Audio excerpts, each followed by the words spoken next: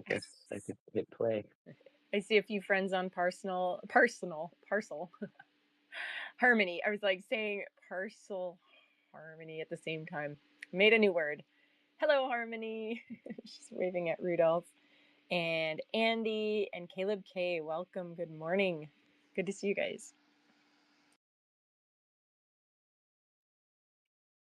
Yeah, you may in world you may have to tell him to refresh. The screen is live now. All right. Will do. Thanks. I'm on my way right now. I uh I just got home from from getting a haircut and good news. I stopped and got myself some coffee. Not the best Ah. coffee, but it's coffee. What kind did you get?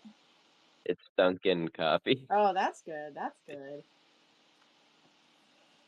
I'm just glad I But finally got the Doodles coffee cup from McDonald's. My McDonald's is a little bit out back in the woods, and so I think they were like, "We'll give it to the hillbillies last."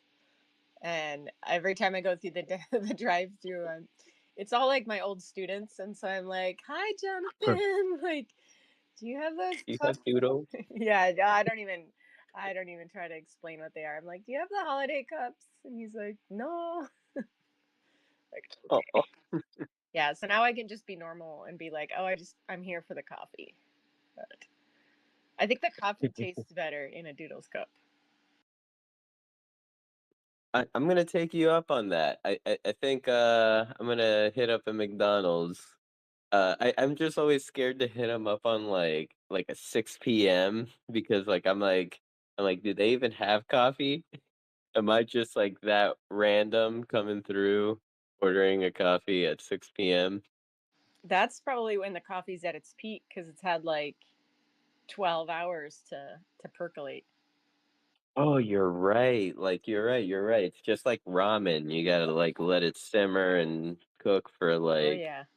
12 hours. And yeah, you're right. You're right. You're right. Yep. I'm gonna actually consider this. And I feel like it gives it more flavor to, whatever grows on top of it. Yeah.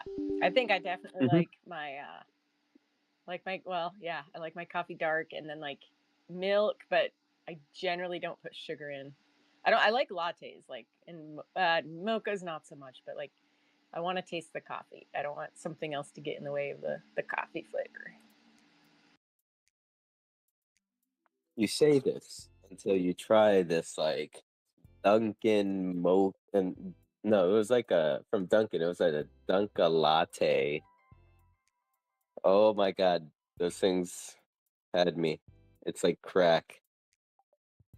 It's a Oh, latte, but it's a Dunka latte. And I don't know what is the difference between a latte from Dunkin' or a Dunka latte, but they took that shit off the menu after I was ordering so many of them because they had me cracked. Um, I think it's the I sugar. It's probably the sugar. I think sugar's just pretty bad for you and addictive, and that's why I love it. guess, so, so it was the sugar this whole time. I, I guess so because like I guess they had this like special milk. I remember one time they're like, we ran out of this, and I'm like, but we could use this. It's kind of the same. It wasn't the same. The other milk or whatever was sweeter. So maybe it was the sugar. I don't know. I as a barista, the best interaction I ever had was this woman who was coming through, and she was like, "I'm getting married in 3 months. I have to fit into my dress, so can you make it with sugar free? Like, I don't want sugar. I just want sugar free." And she asked for a breve. And if anybody knows what a breve is made with, it's made with half and half, like no milk, no water, just a half a cup. Pure half and half. Yeah, just half and half, and then the coffee. I mean, it's freaking amazing. Like if you, I afterwards, I was like, "What is the deal with this?" And I had to have some, and holy shit, like that's the real deal. That's it's so good. But then I was like, "All right, I'm gonna add up the content," and it was like 50 grams of fat for one breve that she had. But I'm like, "Yeah, you got sugar free." Like, I don't know if you I don't know. Good luck. I just I don't know. That was interesting.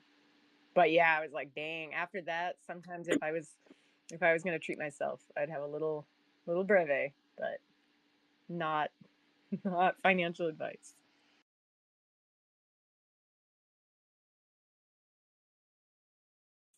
Oh my God, I just pulled up to CBD.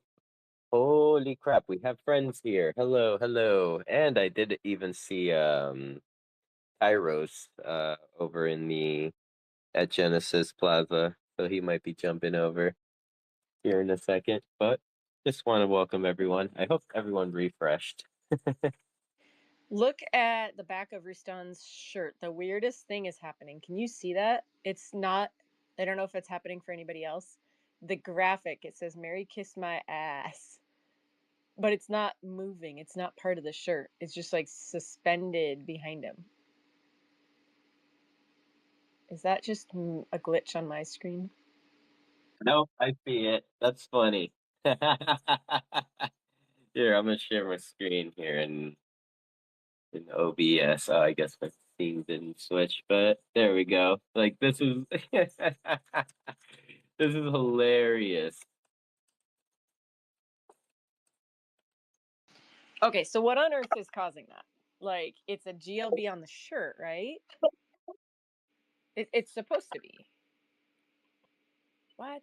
I don't understand how it can be doing that.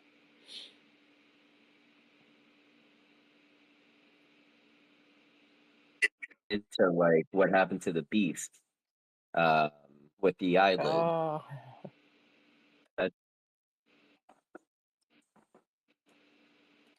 I I really don't know. I guess it's just like the image is not baked into the texture, like or like the logo, maybe in the texture of the wearable might be separate. yeah, that's Uh, weird. Yeah, that would make sense. So if it was maybe exported, well, no, I don't know. Like if it was exported differently, like emotes, I'm thinking I'm trying to figure out what broke some emotes. But this Uh, Rustan just said, I think the image was not way painted. could be. Oh my gosh, look who is here. Argent. Argent, my dear. We love you. We're so glad to see you. Hello, Argent. Yeah, we have missed Argent.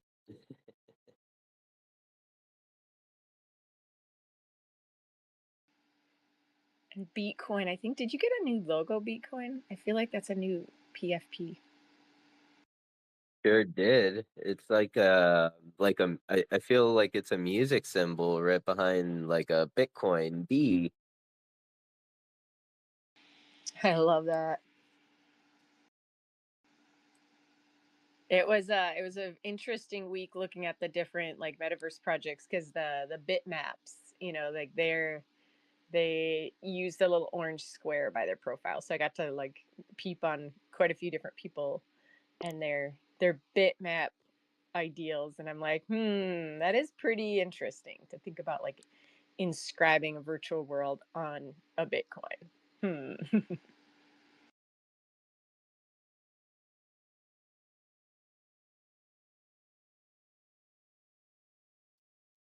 That's like beyond my pay grade, my knowledge. Not my pay grade.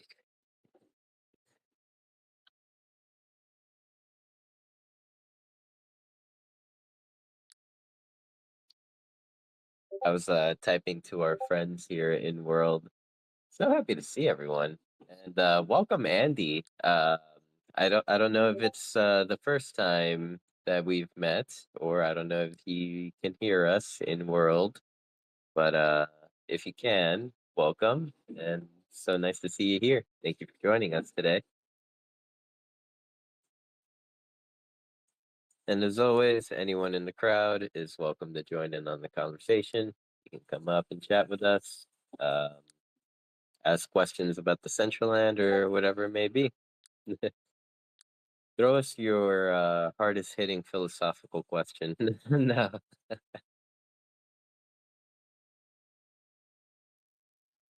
Hey, yeah, good morning. How are you?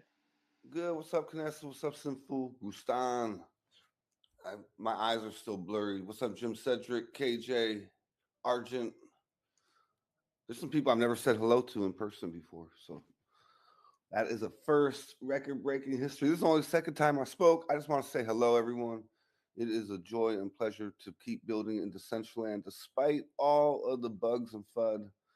I'm still up in there. I'm using it in any way I still can, whether it's just for promoting and using the space to stream out so people can, just see Decentraland, see some music, or just to, be in there and keep building. And I've brought 5 people into Decentraland this week through the new social app that everyone's on Arena. So yeah, it was That's super cool, and just want to say hello, everybody. I'm back. I missed 2 weeks of spaces due to work and the fact that I'm moving. So I don't even know the alpha from the last 2 weeks. I came to catch up and kick it, hang out. What's up, Bio? Definitely been over and exploring other metaverses. I think for me, like the Decentraland breaking isn't really an issue to me, or not breaking, but like maybe things aren't worked out. That's not an issue to me because we've been here before. And it's kind of cool that there are other metaverses to go just play with when you get a little frustrated. So it doesn't really make me feel a certain way about anything. I'm definitely an interoperable kind of, person. So yeah, I've been really this last 2 weeks like seeing the social finance kind of game move forward, and then that being reincorporated into the metaverse in the back end, like sending people around the whole loop. And I feel like the whole ecosystem of Web3, music, art, culture is actually beginning to have enough places and access points to onboard people in a place like Arena, and then they can really get into exploring the whole world and the metaverse. So yeah, I've just been checking it out, trying to stay up on game and figure out how we bring all these lanes back into Decentraland, and even with Decentraland, what are we doing to send people out to other places? I had so much fun wearing my DCL outfits in Hyperfy. Oh my goodness. I mean, that was the joy of it. When I just uploaded my VRMs and forgot that we could even do that, because that's been around for a minute. I got to play with my old vipes. I got to wear my Rustan vipe because I didn't know which number was what. So I was just putting them all on. So yeah, just wonderful week. Even if I'm not in DCL every moment, DCL has actually been in all of my streams. So when you're in Hyperfy, you still see some DCL. And when you're in Twitter, you still see some DCL. So big up to Biometa. Yeah, you put me through a whole workout this week for my brain, connecting all the dots. So I'm gonna get off the mic right now. I just want to say hello once again to everybody. Big up. You are some of the most inspirational people I get to be around every week. And all I had to do was buy a DCL name. Amazing. So respect, and I'm gonna mute my mic and listen to you guys. Big up, big up. Thank you, Bitcoin. Yeah, yeah. It's been a I don't know, like an interesting week just as far as like online virtual projects go. Like looking at just because I did the space this week with Wilder World and different people from different projects, and like I did a little deep dive into each one of theirs, and it's so interesting because some of them are like absolutely themed behind like a lore, a storytelling, like Earth is collapsed, we're living above the atmosphere in these pods, and it's like it's just so funny because I'm like, whoa, like, okay, they've got a whole, I don't know, like it's kind of fun, like their narrative is they're up above the world, like Decentraland doesn't have that. And then other ones like Bitmap, it's like we're, like we're on the best, like we're on the king, we're on Bitcoin.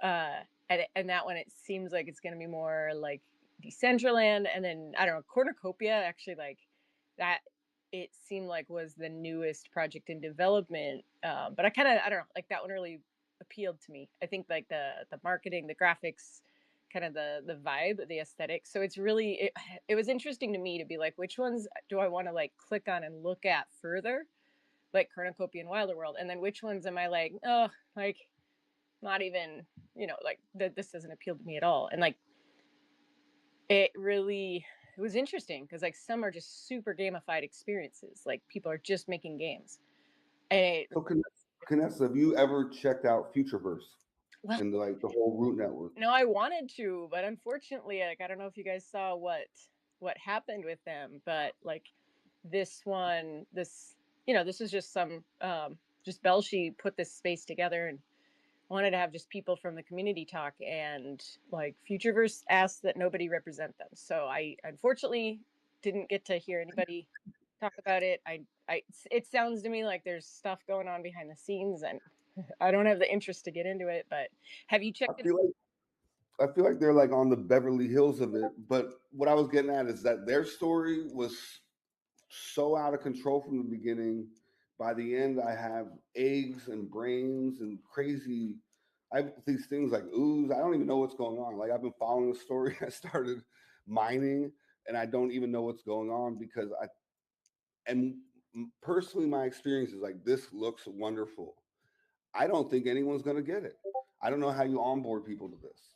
And then the price is too high. There's no like, just buy a name and you're in. So like one thing I love about the Decentraland, I really do, is it doesn't cost a lot to get in. I think the Worlds was one of the most brilliant things as far as pricing, and I think Decentraland should always make sure that they're accessible, and that you can jump in and maybe even earn a name. Like maybe there should be a earn a name function in there. You know, do enough tasks and pick your damn name. You know?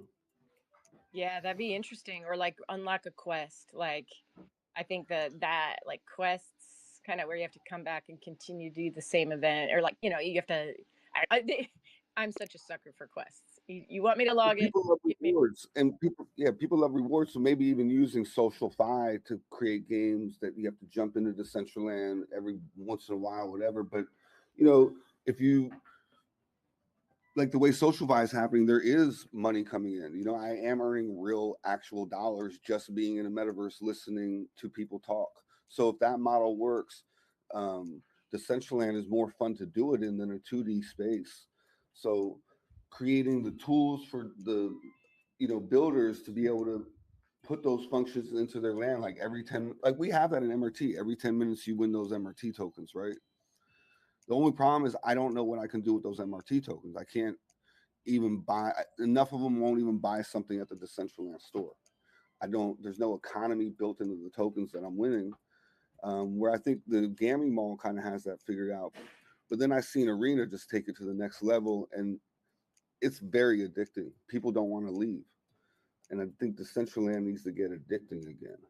Does Meta Residency Tower, like if it's their coin they're giving you, did they have like a storefront you can buy in? No, but I got like 2 million or 200,000. I don't know. I got a crap ton of those. So I hope, I hope it goes up 3%. I'm rich. If those MRT tokens ever go up, I'm good. Didn't they have it where you could buy the assets that you put in your apartment?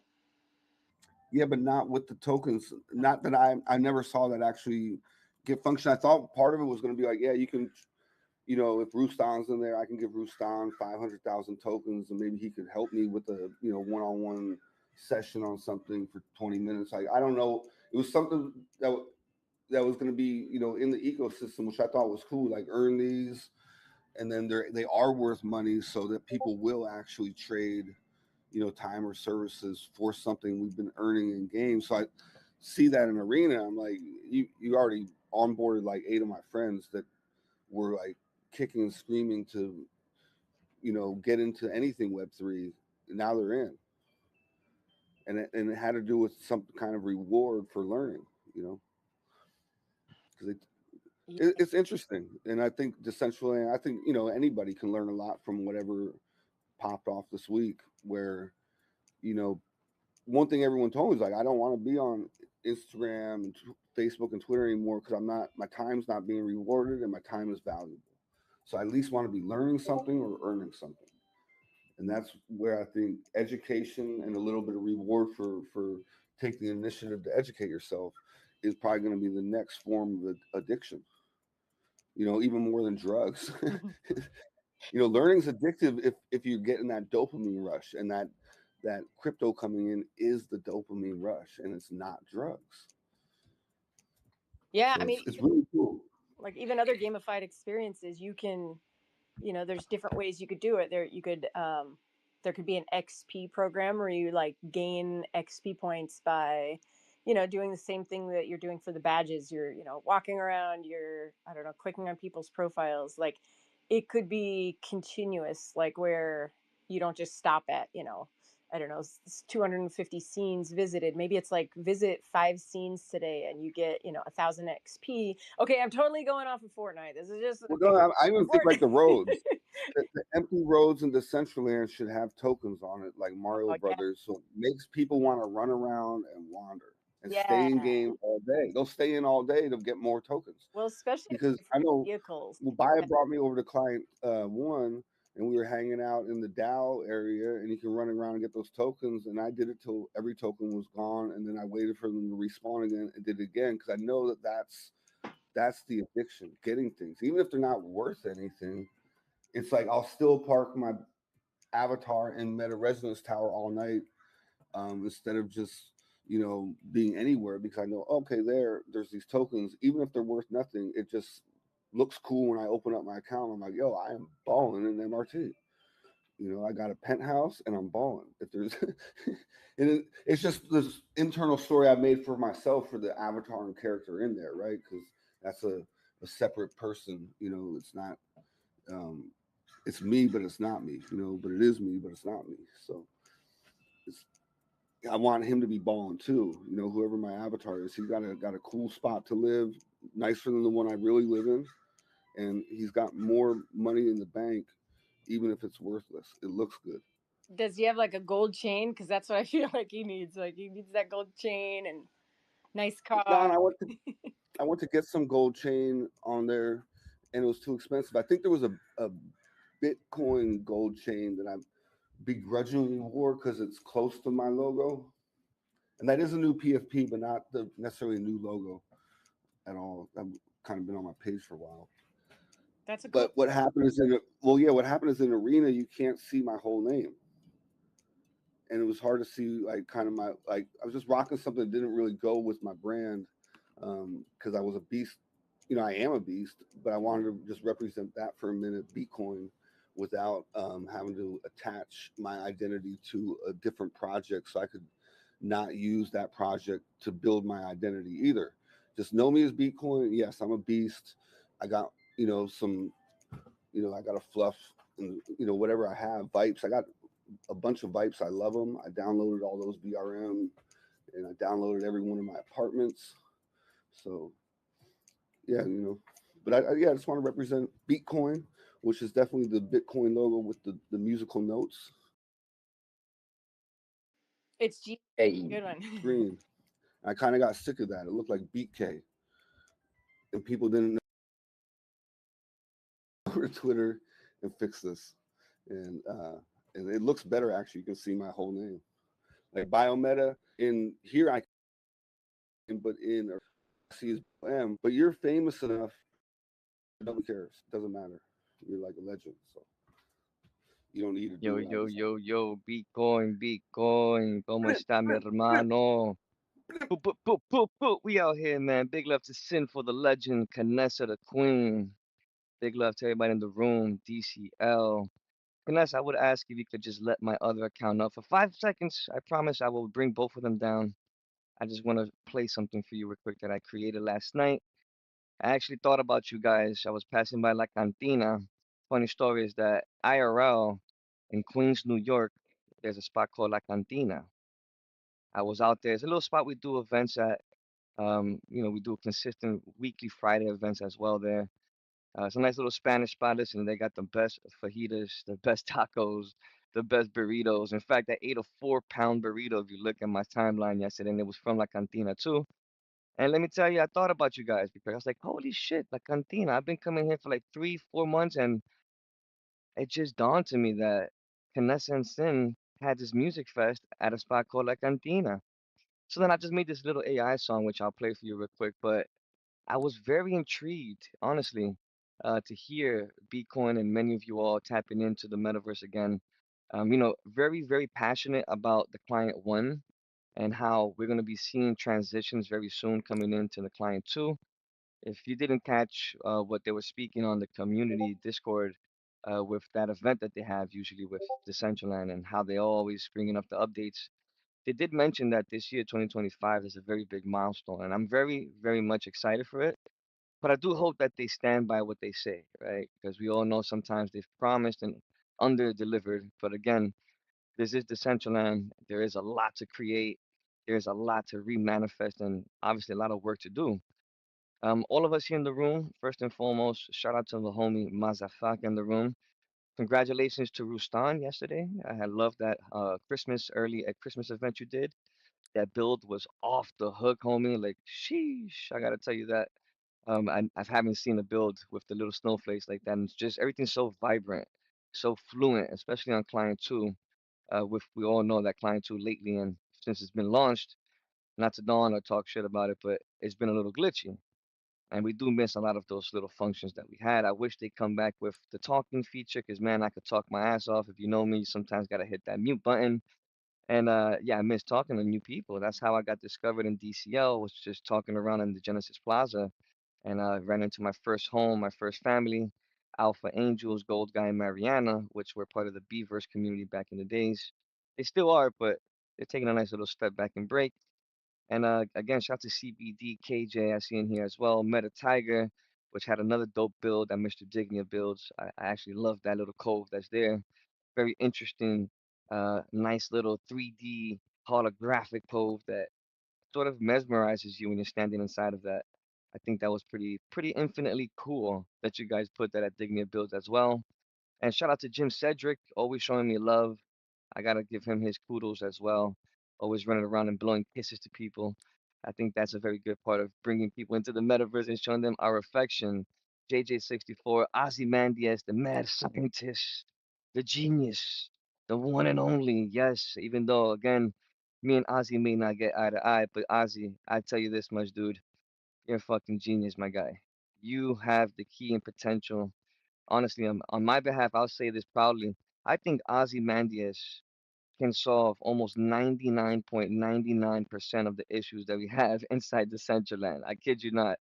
I've seen what he could do. I've seen his skill set, and yeah, the dude is he's really really good at what he does. Argent, shout out to you, and then shout out again to the homies in the room, the Kanta, or the Kunta, excuse me, MC. And Knessa, before I keep going on, I don't want to take up too much of your time. I know these spaces are very valuable. I know you have a lot of content to share and a lot of stuff to go around. So I want to just play this for you real quick. It's a little AI generated song for you and Sinful. Hope you guys like it.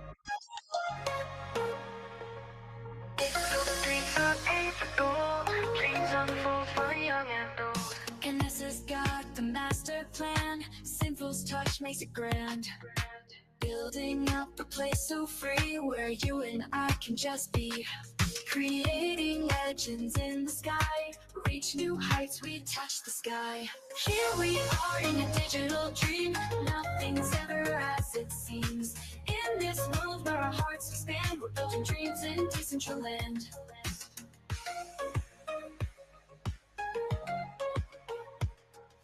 Crafting realms with every click, making magic oh so quick.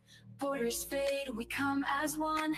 In this land, we're never done. Repost the space. Together through the Repost the world's space. expanse, in our own Vanessa and place, Sinful, we let's take go. a stance. Uniting minds across the globe. This community, our treasure trove. Here we are in a digital dream. Nothing's ever as it seems. In this world where our hearts expand, we're building dreams in Decentraland.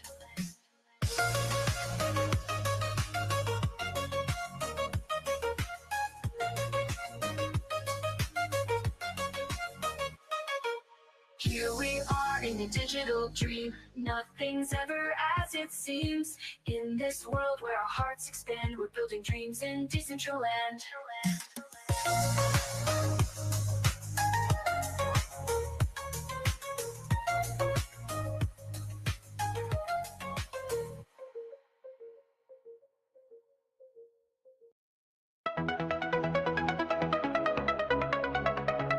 It's a second AI song.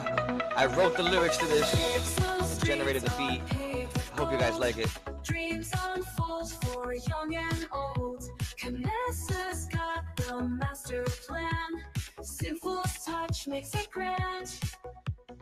Building up a place so free, where you and I can just be. Creating legends in the sky. Reach new heights, we touch the sky. Here we are in a digital dream. Nothing's ever as it seems. In this world where our hearts expand, we're building dreams in Decentraland.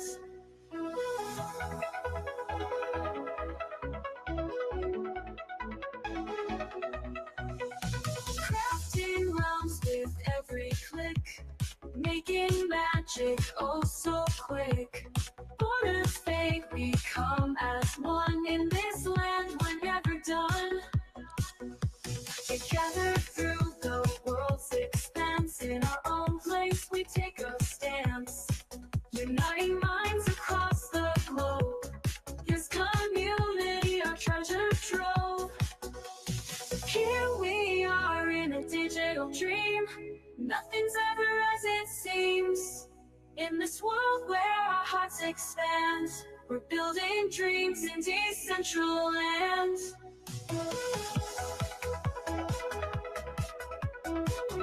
Decentraland.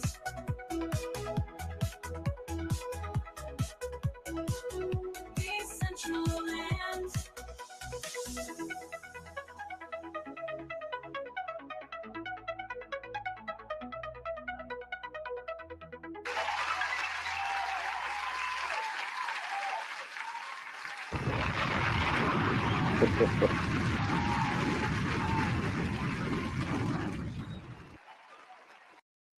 With the Appreciate built-in you guys crowd for and sound listening, man. effects. That was awesome. Great. You mentioned that you wrote the lyrics. What did you do with the lyrics? Like, use Sunos with it, or did you like get together with some homies?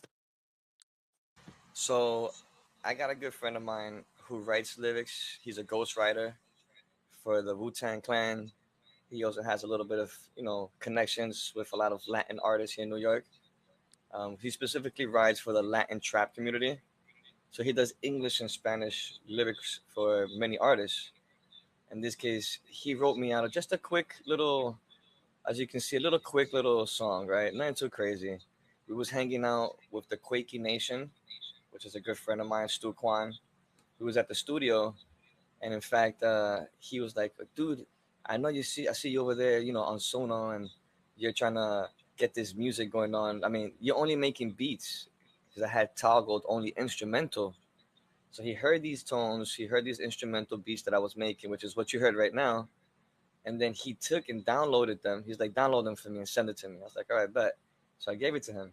And I kid you not, as we was in La Cantina, right after we left the studio, he said, all right, get me 2 drinks and I'm gonna write the lyrics to both of these songs. I said, okay, what drink you want? He said, the first one, I want a mojito, but I want it extra large. I said, God damn, man, come on, what the, what, okay, you know what? Okay, let's do it. Let's do it. I got you. I gave him one. And then the second one, he said, okay, I want to get ripped. I want a Long Island iced tea, but large. I was like, all right, bet. I got you. And this is what he manifested from that. I just gave him your name. I said, make it for Canessa and Sinful off the strength that I was at La Cantina. I said, why not let's make it about these two individuals? They got a space coming up. We did have a little bit of differences. We broke that ice in world. And I just want to start to set this trend with a lot of us here. A lot of us in the Central End, we have this fake digital beef. And I think that we are first and foremost the pioneers, the OGs of the Central End. And we need to lead by example. And how else to lead by example than becoming more unified than ever, closing the year 2024 with unification and bonding together to create a better tomorrow. The truth of the fact is that Sinful, you and Kanessa have been around with these spaces for 134 episodes, trying to pioneer, solve solutions and issues that we've been encountering in Decentraland. So I said, you know what, let's make it dedicated to these two guys because they have a space coming up, and I think it's only right to set that big motion and that message to the community that we have to come together. Decentraland needs us more than ever. And the truth of the fact is that the only way this will work is if the DAO, us, the users, come together. We speak with each other. We innovate. We create. We promote. We have to create the future for us tomorrow. 2025 is going to be our year for sure, but we need to all come together. We need to all settle our differences and put that to the side because we all live in the same home. We all live in the same platform. This is our investment as well. A lot of us in here have a lot of money invested, but forget about the money. It's the compassion, the time, the labor that we've put into this. We all know it wasn't easy building on the client, coding. It was very very vigorous. Honestly, for those that build in Blender, they know what's up. For those that code, they've been through it all. I myself have gray hairs in places that I never knew you could grow gray hairs at. Honestly, that's just it's pretty impressive, but at the same time, pretty shocking to see it. I'm not sure if it's the old age or it's the stress that I went through, but I'm happy to just say this: let's all build together, man. 2025, let's make a unification between us, the community. Let's help each other. Let's promote each other. Let's treat each other a lot better. I've seen a lot of things, not just, again, with me and other people, but I've seen other community members that have differences. And I wish to see that sort of settle down and just be buried away and all of us coming together again. And just like the old days, 2019, when I first came in here, it was magnificent. It was flawless. It was magical, and I sort of miss those moments. And I wish everybody to be back to the same way again. So shout out to Kinessa, Sinful. Keep doing what you guys are doing. As we get close to the end of the year, I know you guys got one more episode coming up, 135, before we go into 2025. And I'm very happy to see that episode flourish, closing the year with a big bang. And who knows? Who knows what can happen? You know what I'm saying? Big love to everybody in the room. Thank you again, Vanessa, Sinful. I'm gonna drop my alt account, which is the one I'm talking to you in now, but I'll keep my main account up just in case you guys have any questions. I'll follow by dropping that account too in a couple of minutes and playing the wall like graffiti, as I say. Big love to everybody. Tapping in from Harlem, New York. Your boy VTA TV. Thank you, Bio. I appreciate that. And yeah, just thinking about like your lyrics, Metaverse Dream. I'd love to know your Metaverse Dream. I mean, maybe everybody doesn't have one. Maybe people are just kind of figuring it out. But some people have theirs like real clearly like figured out. Like they know they want to do something or they want to, I don't know, make it big or have a club or be a hired and be a designer. So I'm always just curious what makes people come back and log in. So yeah, I'll thank you answer for that. sharing. I'll answer that real quick in just one sentence. And thank you again for just giving me the floor. And again, Sinful, both of you guys, amazing, amazing spaces. I've been here for a long time. I've met so many of you IRL. I literally met at least 70% of the Central Land in person, which is an amazing thing. Lately me and Bitcoin been really working hard together with other companies like Jasmine, uh, Music District, J Connects, the MetaMix, Bronx Crypto. I mean, I can go on for days. These are all companies that we've onboarded into the Central Land and partnered up with them. But our goal, and specifically mine, I would speak for me in this case, is to create just a television-like platform, right? Not only for my brand, but to create a very rare Decentraland based television network that's only found in Decentraland, it's housed in Decentraland. The headquarters is in Decentraland. The reason I say that is because it creates value. You know what I'm saying? It creates scarcity, right? There's only one of one Vita, How and there's only how much? one motion for that. I'm sorry, I I think just, I might have got cut off for that one. But I I'll just pass want that to add real quick something to over. you. Yeah, I just what's want up, to add bud? something to that. It's like, so when I come into Genesis Plaza, I don't understand why there isn't somebody from Decentraland 24/7 talking, moderating, doing something on a screen when people are coming in and just kind of narrating that space, because that's like a sacred space. Everyone comes to Genesis. Sometimes you're loading, so you walk away and you come back 10 minutes later and you've just been standing there. But the fact that that's where the most presence comes in, with no interaction there other than jump to this or jump to that, like a screen that's playing, even if it's just playing I think you were onto something at some point. It might have rubbed some people wrong, biometa, but like having a switch that can actually go to all the parcels that don't have a gated lock on it and bring that video in. If there's something active on a land, put that on the screen in Genesis. I don't know, something to make Genesis just more interactive. But yeah, if it was hosted and people are coming in, there's a screen and someone's like, "Yo, big up, Argent, big up Jim Cedric, I see you. You're beaming in." It just makes coming in just feel dope because you come in, to other types of spaces or stages, and you're getting a shout out when you come in. You can even hit an emoji, and so that there's I just think there's a way to use the Central Plaza better. Like it should be hosted, especially on the weekends, Friday and Saturday night. There should just be a party in the plaza. We don't need anybody's parcel. We have a parcel. It's got a club downstairs with a bar. It's got the upstairs where we all, beam in, and so that could be a two-story club with two different DJs going all night from the Decentraland community.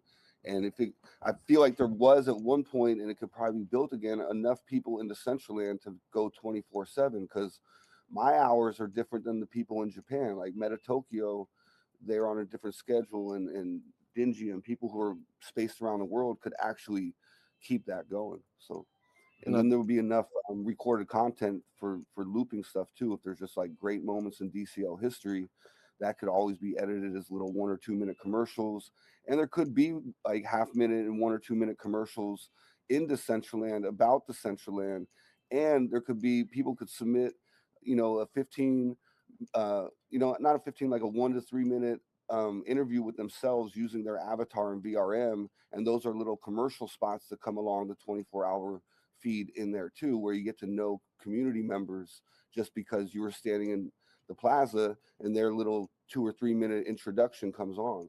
And I think Chris, VTA TV, and there's enough people in there to actually create, DCL TV, and it's just 24/7, and and we can sign up for slots and we can have our parties because yeah, there needs to be a main stage where you just fill out and sign up for a slot, and people can focus on one parcel in DCL, kind of like in Arena. I saw there was one space that even if you're wandering around going to other ones, people just kept coming back there because it was always going.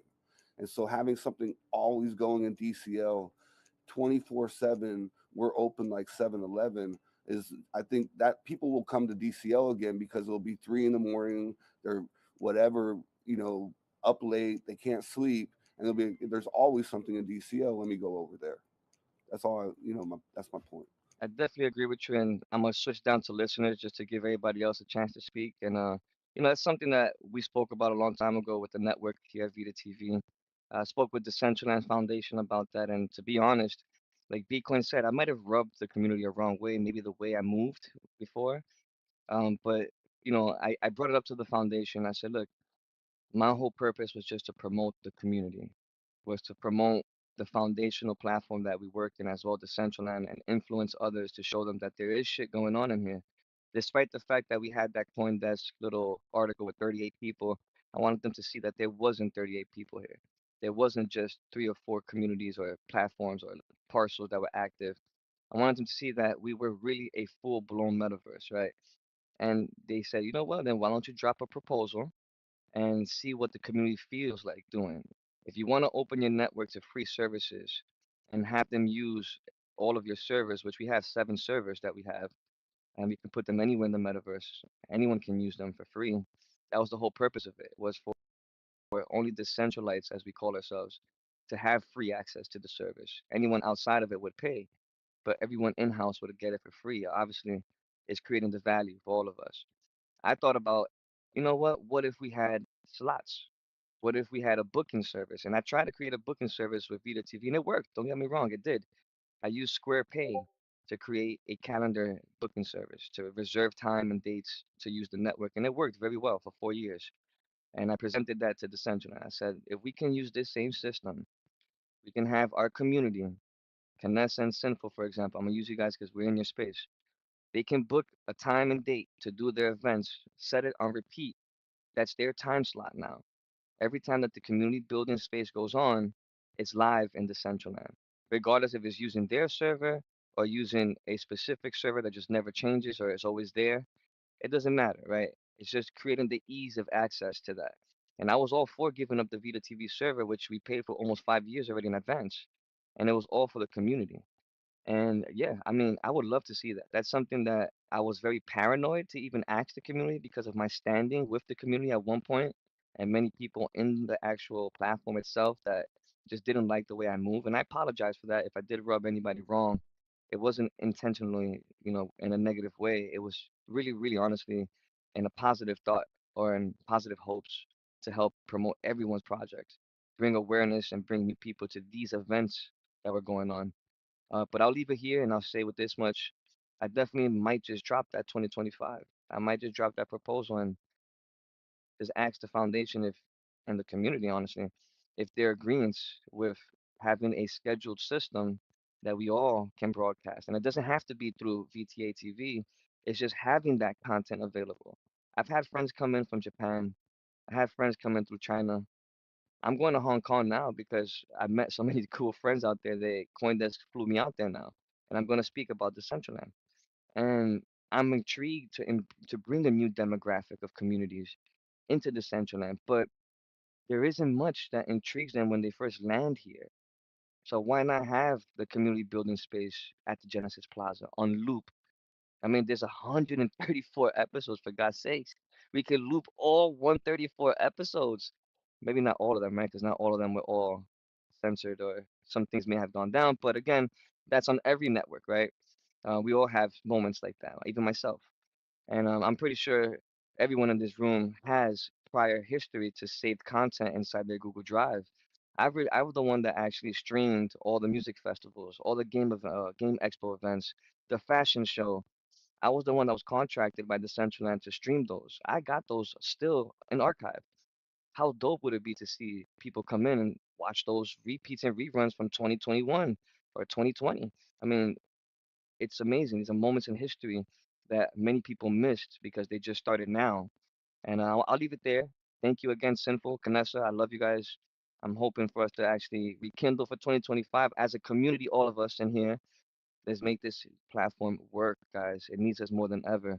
Shout out again to Rustan for yesterday's Christmas X party. I mean, wow, what an incredible partial that was. And I see he just came up. So I'm gonna shut up. I'm gonna mute myself and yeah, take over, guys. Thank you again. Appreciate it. Thank you, Bio. On my screen, I don't know if Argent is up. It was requesting for a long time, and it says it's connecting. But I'd love to hear from Argent if you're here. I'm not here, Canessa. You cannot see me. Is it connected for you, Sin? It's not. Yeah, It's you not. don't hear her talking. No, I can't. Oh shit. Dang. Merde. The joke was not running. The joke was not receiving Argent. Yeah, I see No. Argent on my screen, Canessa, and I can hear Argent as well. Maybe Argent drop I down and come back up yes. to Yes. speak and they'll fix the Yes. issue. Keep me and invite me up, please.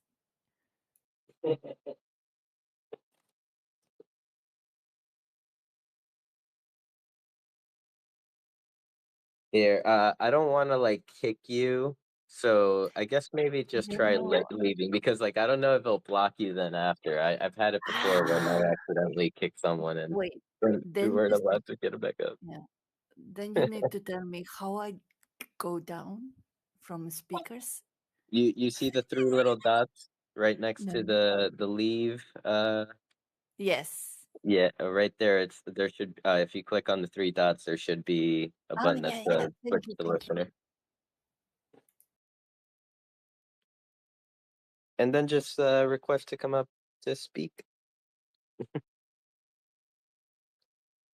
It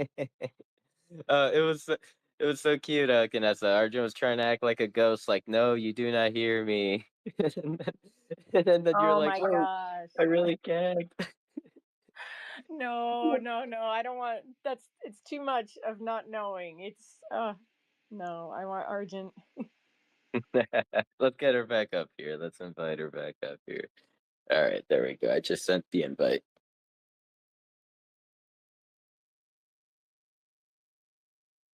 Can I just speak while we wait, real quickly? Yeah. What's up, Rustan? How are you today? Just wanna thank Bio for the hustle. Love seeing that you're still going for it. It's a wonderful thing, and it's really great to see users going for it, not depending on the foundation to do things for them. I think that's key. Like, this is our platform. You shouldn't really depend on anybody else, and even if there are limitations, do what you can. Make magic happen with what you're given. And it was cool to hear Bitcoin's dreams, and it just made me want to share like some of the things that Lastrom has been working on over the last 2 weeks. He's been quietly re-energized on the scene as a user and rebuilding Angzar from scratch. And he's been building this awesome setup that I'm probably going to start testing next week. That involves renting gallery spaces, involves renting storefronts for your wearables to display, try on, sell. Also, you'll be able to rent parcels and estates and build whatever you want for certain time limits. And it's definitely going to be something for users to take advantage of. Not to mention tokens, creating reward systems and tokens. So that's something that he's been building just out of the pure joy out of creation, which is it's really cool to see like some of the OGs show up like that. Also, like you just sparked a memory from yesterday that I had Bio talking about when you brought up the 38 users again. Yesterday, I noticed MetaTiger airdropped Christmas sweaters to everybody, to literally everybody. I don't know how you did that. I don't know if you wrote a code or if you manually just dropped it to every single person you know. First of all, thank you for the Christmas sweater, but also it's cool to click on it and then click on the owners and just go down the list of everyone who has it. And there's well over 100 of people in Decentraland that I personally know. So like the 38 thing is way off, but we all know that. But thank you again, MetaTiger. That's all I wanted to say.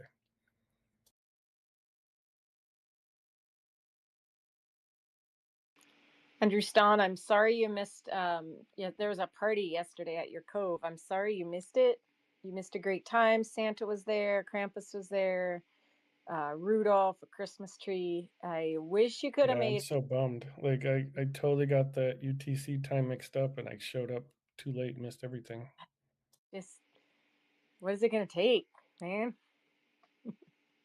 I gotta take a math class or something. Okay, I'll sign you up. But yeah. Well, thanks for letting us use your cove anyway. It was a great time. Maybe next year.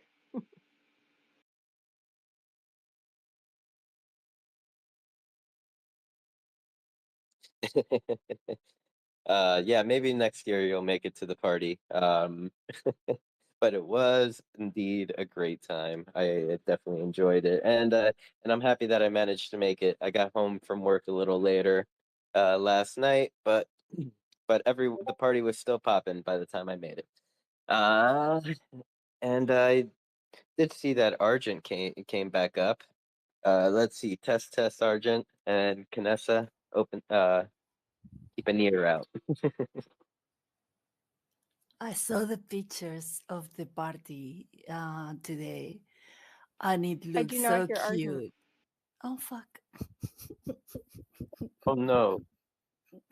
I'll listen on the screen. I guess I'll listen on the screen, and our responses will be delayed. But I'll just Oh, say, Argent, I love you. I'm so mm, glad to see you here.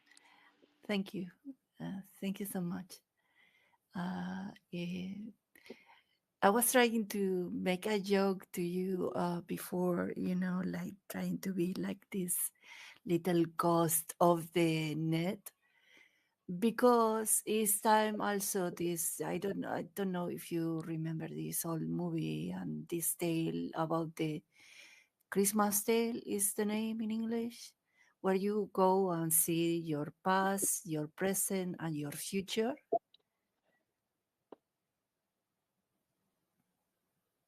And this is this annoying guy that is Christmas tale, right? the movie? I don't exactly know the name of the movie. I know I've watched it many times, Urgent, and Exactly. When we were little sure more than once.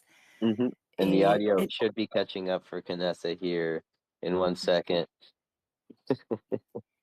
this year, talking about the past and the present and the future, because I was hearing also you talking about the community, the Decentraland, and so on. I have to say that to me, on projection for a future or stability, even when well, we are, yeah, the Decentraland needs yet to work a lot, etc., and evolve, etc., etc. Uh, from all the metaverses that, I mean, define metaverses, decentralized metaverses that has blockchain technology incorporated, the Decentraland is probably the one that is the most stable yet, not yet, till the day. A bunch of them, it was this year a very hard year. Some of them are switching to other models of business. For example, if you go to Mona, Mona is not focusing since this year anymore on the spaces as the core feature, but in the 3D market that is well in market. Okay, but maybe it's because that is easier for them to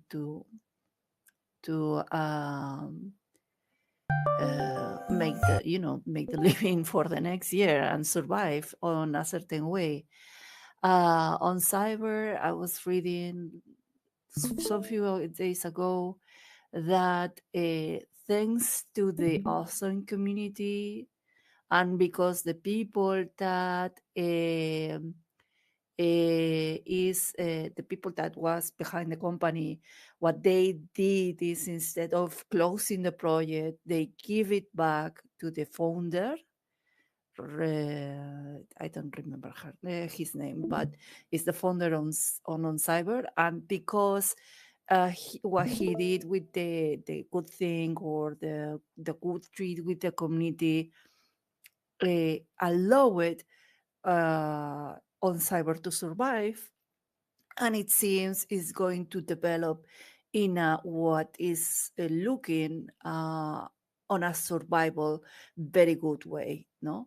Hyper 5 is changing. If you have tried to log into Hyper 5 or whatever, you will see that you can't right now. At least yesterday, I was not able to, because they are changing also a lot of things, and until some weeks from now, or we will not know more. They have the drop or something like that. I excuse me if I am not yet up to date, but in all these things. But what I'm trying to say that even when I see some of the metaverse that we know and that we are the metaverse platforms that we know and that we use in a certain degree, we all have passed by one of more than one of them. The thing is that, on my opinion, and for the information right now that I have, uh, the one that I see with standard possibilities to stay alive in 10 years and more is still the Decentraland. The rest of them, we will see what happens next year. And this means that probably, as Rustan and other people of you were saying, we need to also look for different ways to, for example, well, the renting thing, the renting system, it can be an interesting thing. Some things that if you have land or if you have an economy or inverted in capital inverted, and not only capital as I don't remember if it was Beat or or Bio who was saying that it's not only the money, it's the time, it's the inversion in the people that is the heart that you put in the relations, etc., etc. Well, it seems that if I was going to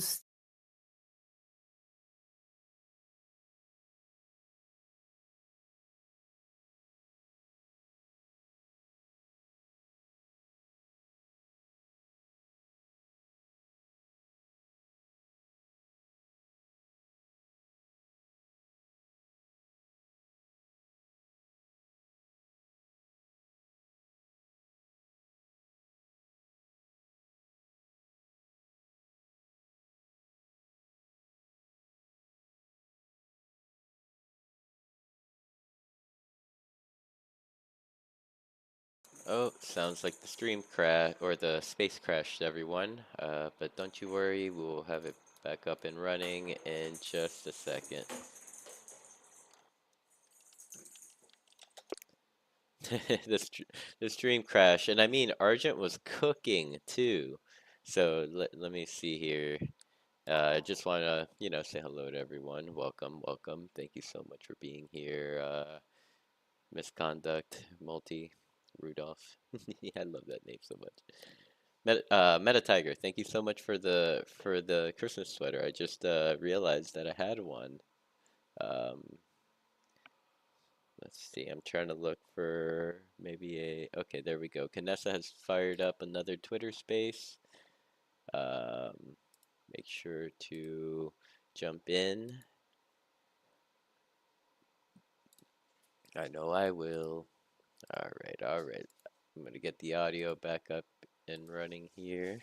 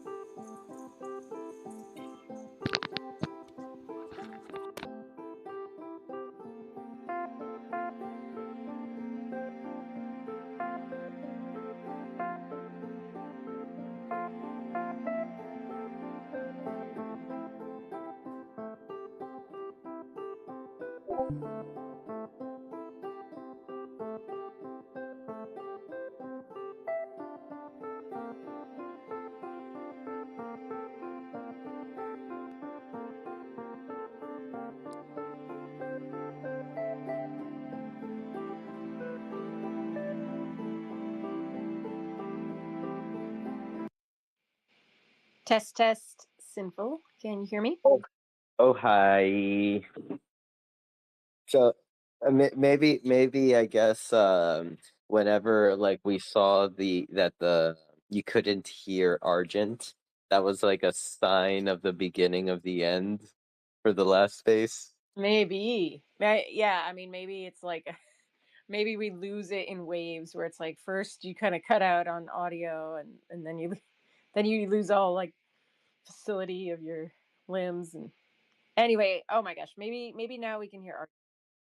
Because I could hear Argent through the computer, but there was lag. So Argent, can I hear you now?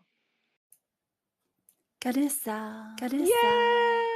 Hello. Hello. Muchos besitos. Muchos besitos. So glad to hear your So voice. glad to hear your voice. Well, I don't know how long it was with the conversation with Putin about the survival of the metaverse, the fire in the metaverse for next year. But just like retailing, or to abreviar. I don't know how to say that in English right now. I still seeing the Decentraland like it was the first one, and it seems that it's going to keep on going. Even when we know that it needs to improve a lot. Did I lose Argent? Oh Now you shoot! lost her. How Yes, you I lost? No. No. Okay.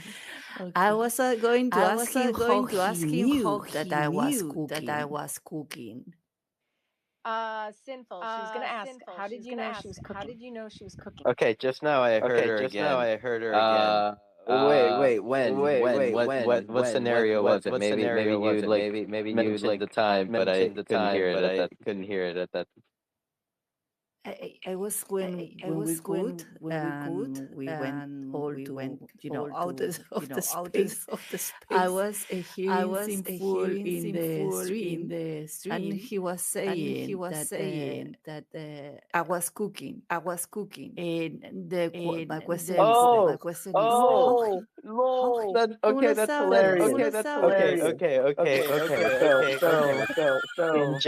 In Gen Z right now, the younger generations and whatnot, Canessa's more in tune with this than I am.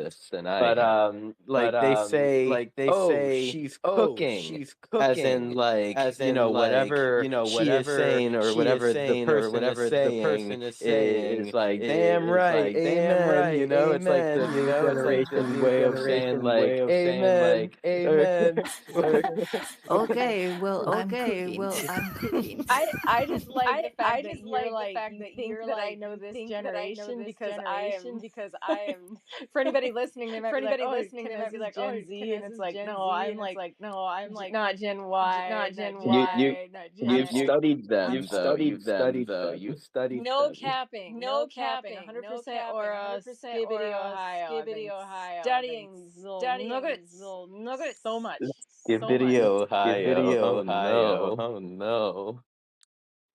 But that's hilarious. That Argent so happened to be cooking at the moment that I was like saying like, oh man, we cut off from the space, and it was the worst time because Argent was cooking.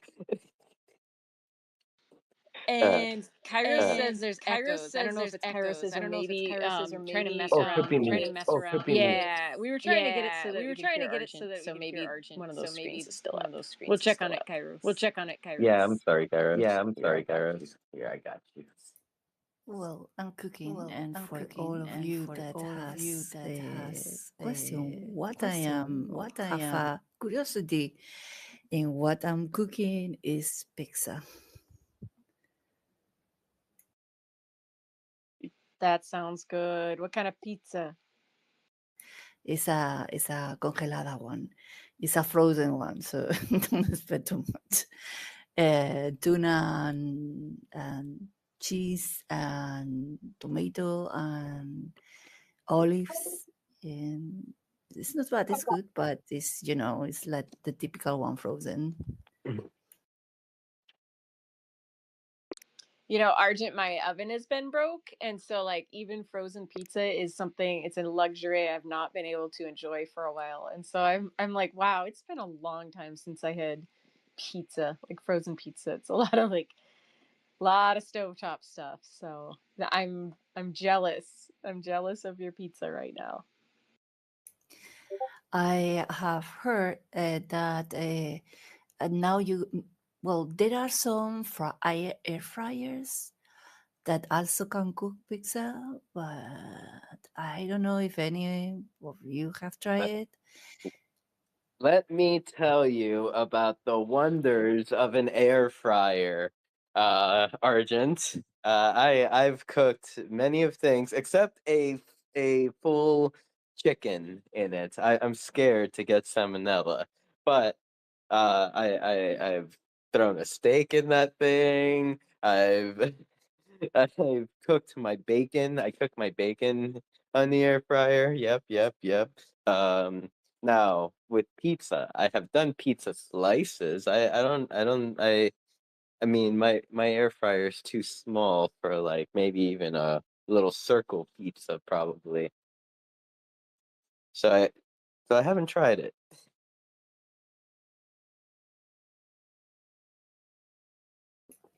Well, so then it's like oven and air fryers right now for metaverses. It's like this kind of evolution that metaverses in DeFi communities like us needs to up a lot the game. And right now, the only one that I still see that can go victorious with that is the Decentraland, even when we know that it still is a lot of work to do. Mhm. Mhm.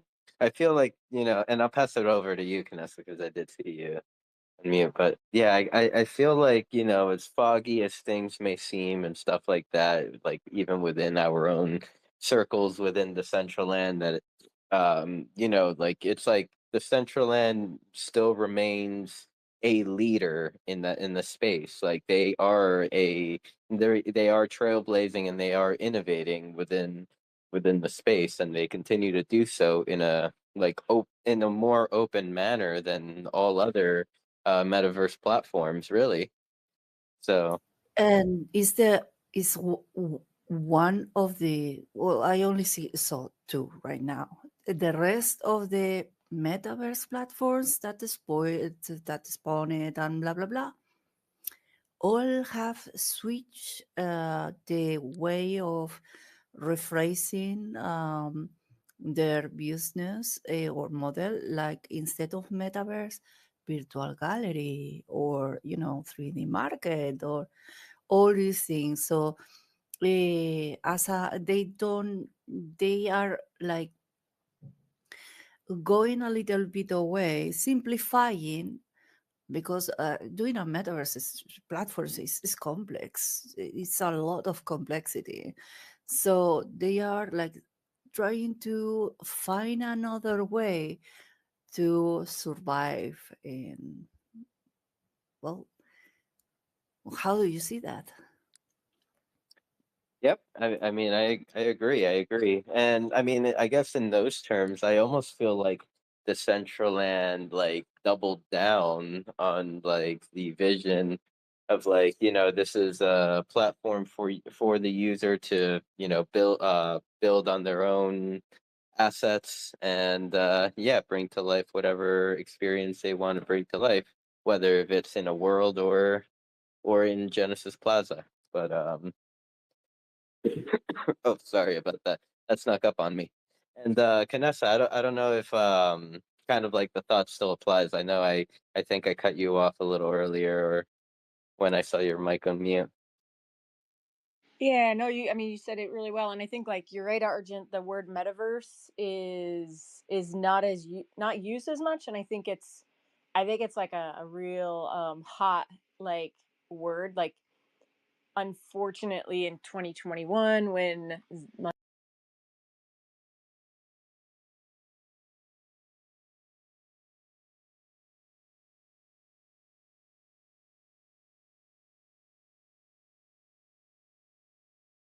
everybody defined the metaverse in their own different way, like, oh, I'm on Twitter, so therefore I'm in the metaverse, or like I have my own digital NFT assets, so therefore I'm in the metaverse. And I think that like we saw a glimpse of it where we are. However, I think that the like if you zoom out over the entire gaming industry, a lot of harm was done in the entire industry with that word. Like, I think we still use it, but I think that like I know friends that were hired to work in the metaverse division, because I'm from Washington, so a lot of the tech and Amazon and Microsoft, like, it's huge. There's a lot of people hired for it, and then in a short amount of time they were fired, or they were, their departments were closed down. So I think that like there was a lot of damage caused by the metaverse hype that we maybe are insulated from because we're still in it. Like we probably need to touch grass and look at the sunshine more because this is our life. Like we love it. We support it fully. So I think that that's also why, like at GDC last year, the word metaverse was like, you don't say metaverse. Like people, that one guy told me how 2 years ago at GDC, metaverse was like the thing that was super hot. He was like, now nobody wants to say metaverse because they don't want to be like, I don't know, like jumping on that hype train. But maybe it's also just part of like the evolution that we're just redefining it. Like, what is it? Like these space the other day, what is the metaverse? And then we had some metaverse experts get up there and be like, no, it's not this, or it is this. And I don't know. I mean, I don't know. I don't know what the right definition is. Well, It is yeah, difficult, I think, to explain because we're still defining it. it's not simple, especially because unless, well, we know what is, but the problem is that we also philosophize too much on what it should or what it is that is not, to explain it better. What we can define right now. I don't know if Argent's speaking. I can't hear you, Argent. Yeah, yeah, Argent's speaking right now. No, try it again, Argent. Okay. La la la la la. No, why does this happen? Fuck. Yeah, right. Let's try the good old way. Just drop down and come back up, Argent, and Okay. we'll see if that. Now that I know how to do it. Yeah, right. I'll invite you back up, or maybe even Canessa. Invite Argent back up. Maybe you'll build a direct connection there through the omniverses. I use that word correct, right? I don't know. Anything with verse, I'm not gonna try to define it. Like, unless it's like second verse, same as the first. I don't know. Let's see. I'm sending her an invite. I'm gonna send her an invite to co-host just to see if that works, but that's not even going through. I don't know. Twitter. I know, right? Last week we couldn't even get a co-host. Now we can get all the co-hosts.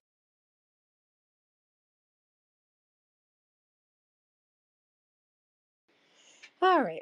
We'll try this. Okay, so at least on.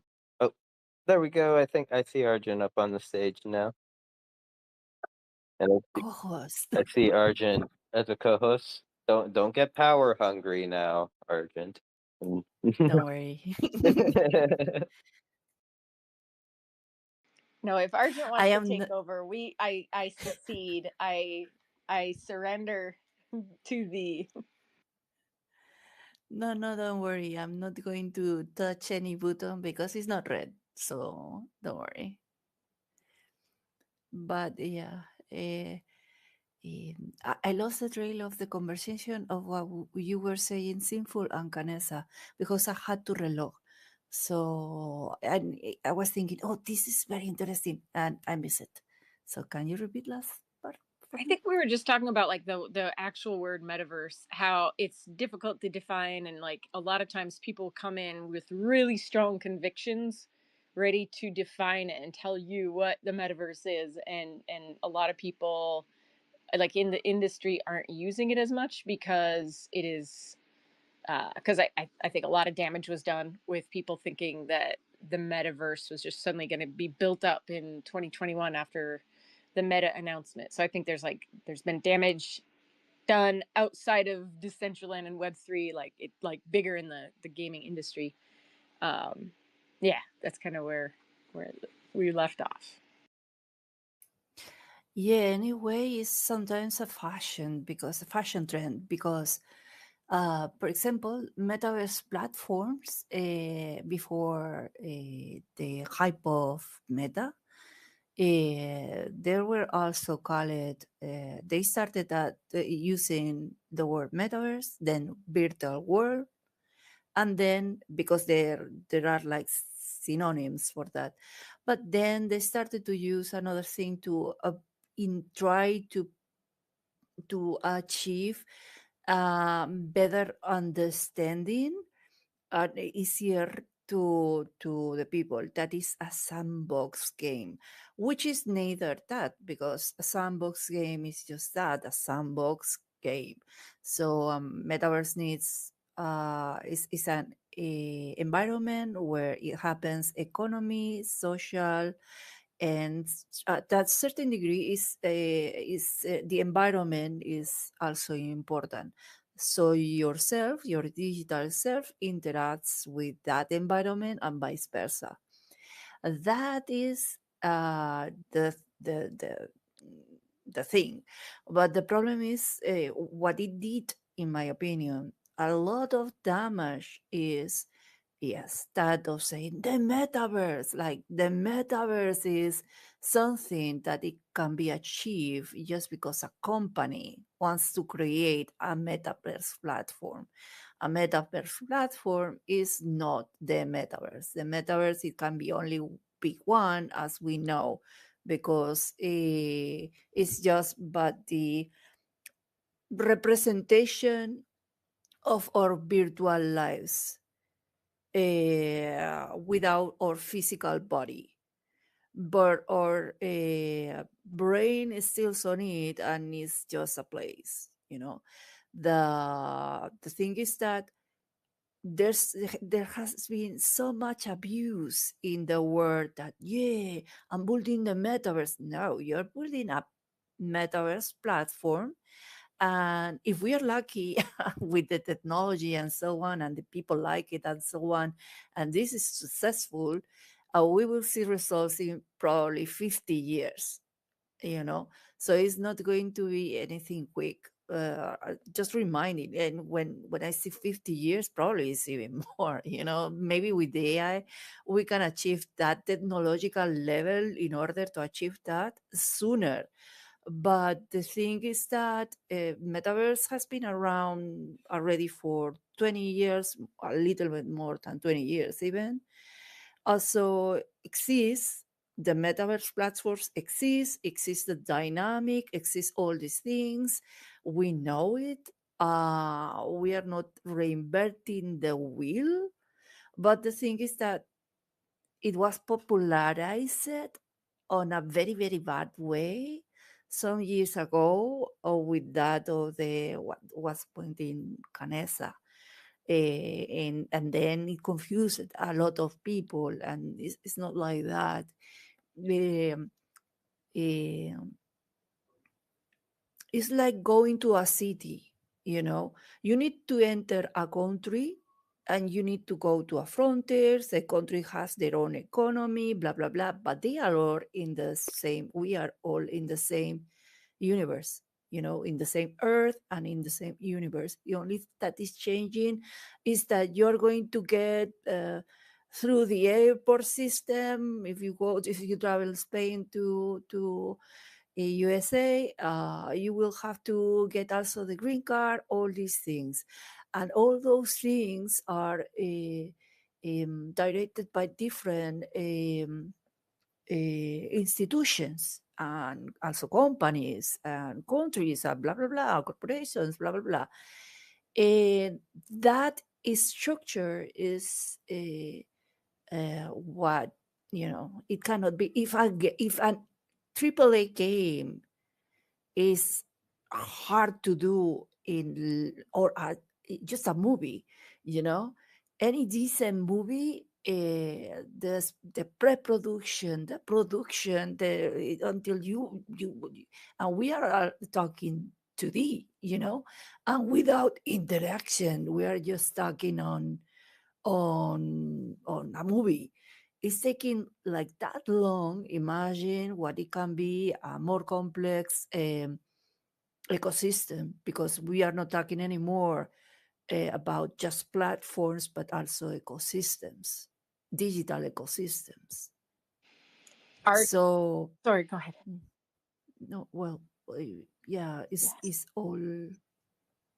So, for example, when Sinful was a omniverse. Omniverse. The omniverse is, I don't know, but for the people that is like me, that is knowing the NVIDIA tools and so on, Omniverse is a tool that NVIDIA has that is for 3D creators to put together a lot of things using a format that is universal, created by Pixar, liberated also by Pixar, in order for easy the life of all the people that creates with high technologies like AI, crossed with 3D, with video, with render in real time, blah blah blah. So for me, that is on the earth. I And was just for kind of clarification, I was trying to make a funny when I said that, but I don't think it came out too funny. It was funnier in my head. no, no, it was very funny because I was thinking, oh, does he know about the omniverse? Is he using the NVIDIA Studio tools? I have to ask him. Maybe we can do something together, if he's using Omniverse. Because before the think of Meta, the Meta put in the career in order to make the population, the all the what it happens with that. The thing is that NVIDIA had already that thing that it was the omniverse, and it was already running for creators in order to achieve to work together in distance, because if not, it's very tedious to work if you are in here and you have to work with another one and you need to put together something. It's hard. It's hard because it's not, and you need to put together something together, creating, for example, a city or whatever, or for a game, or or a movie or whatever. And you need the power, you need the also to be at the same time connected with the other creator.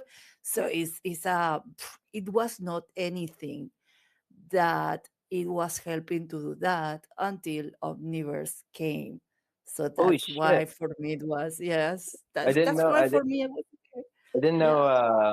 Omniverse was that in general, because like I mean I've known about Omniverse, like the I've seen Deadmau in his streams on Twitch. He'll come online and start building in there, but I wasn't necessarily sure what it was. I maybe thought it was like some sort of like music, or I don't know, some creation tool for either music and 3D assets or something like that, or something specific. But okay, you kind of explained it a little better there. Um, Yeah, in fact, it is like the professional way to do it, uh, from what it was at that time, alternatives for creators, that it was like more like, a lot of us were using Second Life for to do that for a long time, because we wanted to show something with an immediate or with a response with the public, or like in real life rendering. So we needed a metaverse technology in order to do that. So when it came Omniverse to the game, and when it came also with having this universal description scene, that is the format of these files that in 3D files, well, it made life easier. The only thing is that creators now, they have to have NVIDIA, you know, a target. They have to have the NVIDIA thing. They cannot be like, other thing, other than, So that's the only thing. But for example, if you have an NVIDIA, Canessa has an NVIDIA, Rostam has an NVIDIA, all of the ones that uh, KG has an NVIDIA, OC has an NVIDIA, all of which Cheddar has an NVIDIA. we all kind of can work using Blender and Omniverse in order to create like a movie, like or a video game, you know. Hmm. So I wonder if you especially can use for music. the cutscenes, yeah, or music and stuff Okay. that is like that. Yeah. So you can use it. Okay. Well, I'm gonna keep Omniverse definitely in my list to research. And I did want to bring in Ozzy because I feel like one of the topics that we may have covered maybe around the metaverse definition aspect. I think that's when I saw his request come in. Um, Welcome, Ozzy. Thank you so much for joining us today. How are you? Hi. Let me get the microphone back. Testing. I hear you. Okay, right on. I do not hear him. You don't hear Ozzy? Oh. No, I don't. Oh All right. no. I guess I'll just It try. shows me as he's connecting it. Oh, okay. Um, Yeah, he's up here as speaker with if I us. I Try leave and come dropping back. down and coming back. Yep, Yeah. yep.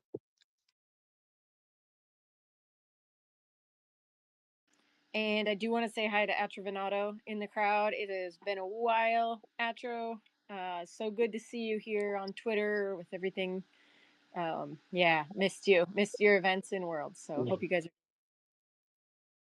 Yeah, Brazil got Twitter back. Let's go. Um, uh, uh, uh, as some would say in this world, I don't even know if it's true, but I'll repeat it.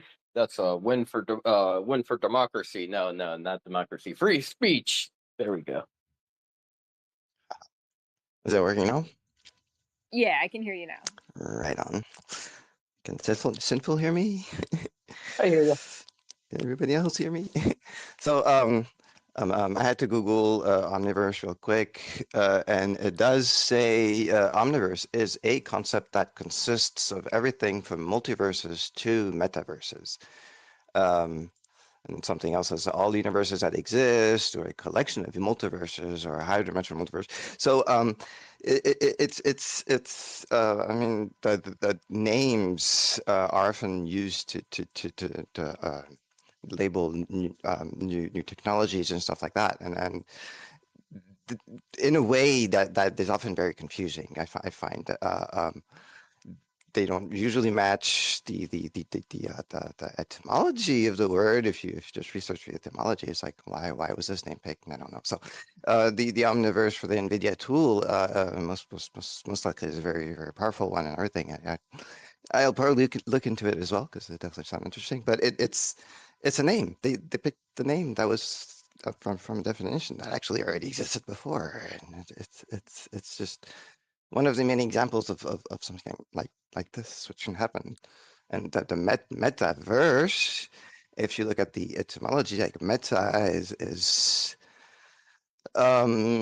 like based on information. So like the meta information of someone is just the information of someone else. It's like something can be put in a database and all that.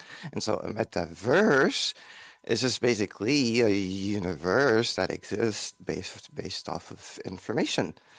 If you say that we create that with our minds, it's a bit strange to say that there can only be one, because we create dreams with our minds. We go to sleep and we create dreams, and those are metaverses, really. Those are universes that are based off of information. And the first digital metaverse, in my opinion, was Pong. It's really a place where we could feel like you're in a different place, and the paddles is the first avatars, and you move the paddle in a restricted way, and you try to, yeah, you try to to to to to to win, basically, in this new a whole new slice of reality. That's my two satoshis. I agree with that. I also, for example, I think the best way to describe what it should be the metaverse, at least in my opinion, is that you can be, instead of us, for example, looking on the computer, uh, talking with each other with this limitation of the to that we are looking at our pictures, and we need to be in other place to stream, like for example in the Decentraland at the same time. That is not exactly the metaverse. The metaverse will be that we all together are in this virtual room that exists like it is felt fully real. And we can, for example, I can grab the arm to Canessa when I'm winking at her because she says something fun, or I can hug Sinful because he puts himself tender, and stories like that. That is important, and also at the same time have like this. If we, for example, decide to go together right now to explore a museum, it's something that we need to do on a very seamless way. So we don't need to go open a, anything, click or whatever, that it would be. It's like, let's go to the MoMA and see the latest things. So let's go and grab our virtual vehicles and go there and visit it. Let's grab the virtual bus and go there. And but for that to happen, that is yet available. Is like coming from very different things. Being these things the the most skeletal technical part, that is the infrastructure that is technological purely, but the governance infrastructure, all these things that we actually do also has in the physical world. So Indeed. yeah, so if we achieve to manage all that data on a seamless way, protected at the same time, that is working good and blah blah blah, then we will be in the metaverse era. But for me, that at least 50 years more, and this is with the help of the AI. Tell me, I will the technology to download my consciousness into the metaverse be available before then, so that I can, be in the metaverse, the true metaverse, in 50 years? That would be awesome for sure. Yeah, it's definitely Neurology definitely great, says, great sorry, visions. Um, one of the thing I think might have confused the picture is the movie Ready Player One, where they have this story of this metaverse or omniverse or just I don't even know what they called it, but where everybody indeed was gathering all the same time, and I from what I see, like all the different teams starting projects, crypto projects that are aimed to create their own slice of reality in virtual in a virtual world and call it metaverse or omniverse or whatever they want to call it. The fact that this is happening, the fact that there's going to be more and more happening, I think it's going to make it pretty impossible actually to have one general virtual reality universe where everybody gathers. It's just like thinking there's going to be one country on this planet. It's just I don't think it's going to happen. But that's we'll see. So I kind of yeah, I have a, agree on that. I, ki- Sorry. I kind of have a thought about that. Like the Ready Player one like kind of storyline, it could it could still happen. Could, like, it being the big thing. Like, it's like, yeah, you said, like, all the different projects have been developing their own, like, kind of metaverse, or their own digital experience individually. But I think if there is a company, something, an entity, I don't know what to call it at this point, that just all Microsoft. yeah, that that everyone agrees to connect to in order to fork out to all these other virtual worlds. Like, I feel like that could be somewhat of a like a Ready Player One metaverse scenario in the world. So I interject Microsoft because that's kind of what happened. Microsoft was that took over the industry, but didn't keep a hold of it. So maybe it'll start that way, but the humanity I think is going to bring more competition. That's the human spirit. I don't know. We'll see. Hmm. Vanessa, I can't remember. Like, what was the name of the Oasis? Like in Ready Player One? The Oasis, and then the bad guys were IOI. Okay, but like the Oasis was pretty much like I almost would it be the real word or our current word? Would it be like a protocol? Because like they would log into a world and kind of like shift out, like fork out into a different one, whether if it was a game or a museum or whatever it may be. Yeah, I mean, I'm trying to think like if you're talking about like interoperability, like if that were, I mean, wow, that would be a task to do that. But yeah, I mean, I could see that happening. I think the closest I've ever felt it come to is the portals that we can put between us and Hyperfy. Like, I think we did that on your land once upon a time, and it was a It's little still slow there. going land to Hyperfy, but it was like instantaneous coming from Hyperfy back to Decentraland. And if you had your VRM activated that you could get in Decentraland, you could make it like as close to the real thing where I'm wearing a Santa outfit in Decentraland and I walk through the portal and I'm wearing the same thing in Hyperfy. Got to get on Ash. I mean, it's a big ask, but like that's the closest I've seen.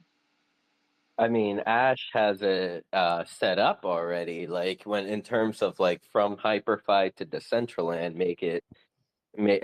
well, that would be if you already took the asset from Decentraland, the VRM. Um, hmm. Yeah, you'd have Um, to active like each time you do it. It would have to be like a VRM exporter in the teleporter.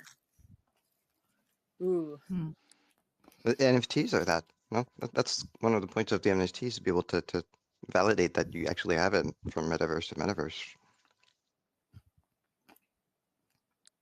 VIP. Yeah, it can be done like that, I guess, because what you need is a token for to make the order in order to all that things to go behind. This week I was talking about this, the portals and so on. I was testing one new space that is not defining neither themselves like a metaverse. It's more like a galleristic space that has that seamless thing that has hyperfile. And at the same time, it's that window. It's streaming what is happening in the other side of the only at the window, to the entrance. But this streaming, you can see what is going on in the other side of this portal connection. For example, I connected this one in several portals, and I was testing them with some of my spaces at Mona. And I was thinking, wow, this is dope. The only thing missing is just this. I can go and travel, and I can go back. Not only go, but also go back uh, on a very easy way. But the only missing is the avatar export station. Is that then you change to so yeah. More the NFTs being brought over from one metaverse to the other metaverse. That's one of the ideas I think from the Web3 gaming. You gain some kind of weapon or armor and that's really special. That is unique, and it's not just in this one game. You can also bring in another game and have and use it there. That kind of stuff. And so the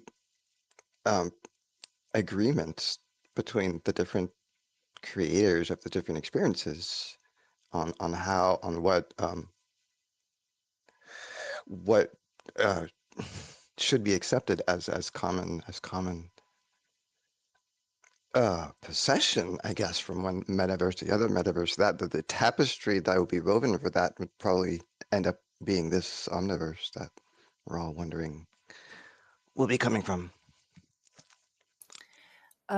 This reminds me also to something that I just lost the trail. Megatis. I was having it in. Sorry. And it's kind of important. Well, so there's other one talks while I try to remember. All right. Midterm memory is an interesting piece of engineering the brain to try to figure out how to get to work better. For real. Oh, that it was about that about engineering memory. Thank you. Always inspiring. The thing is that right now, or how what is happened with blockchain and the hype of the blockchain and NFTs and blah blah blah, all these things. That now is a little bit also down. It's not only metaverse and so on. But the thing is that each company, each project that wanted to do a metaverse platform, they started from scratch. They didn't do the research. The only one that I saw maybe knew something before because I have saw implementing some of the things that it was before is the Decentraland and Hyper 5, I guess. But the rest, I was in Mona, and they were inventing their wheel again. And I was thinking, wow, that's very silly because you have all this other information, you have years of research that is available, put from universities to the public to read about this, and you're Oh building no, it looks like something I'm just disconnected. because Can you of hear the me? hype. Oh shit! Yeah, I can hear you. I hear you, Canessa. Okay. It just gave me a message that and Argent stopped speaking, but I don't know if it was coincidence. Oh, and that, I You can mean, still hear Argent has. Argent now, right? Yep, we heard. All right. Can you hear Argent talk? I did. It just like Argent stopped talking and it said connection was lost, so I didn't know if it was fully lost. All right. Oh, Well, we'll let Arjun finish the thought, and then we'll pass it over to Rustan. He's come up and has his hand up. well, this is something that we were talking about the agreement, the things, and so on. This a lot of this is from my point of view, of course, but the startup system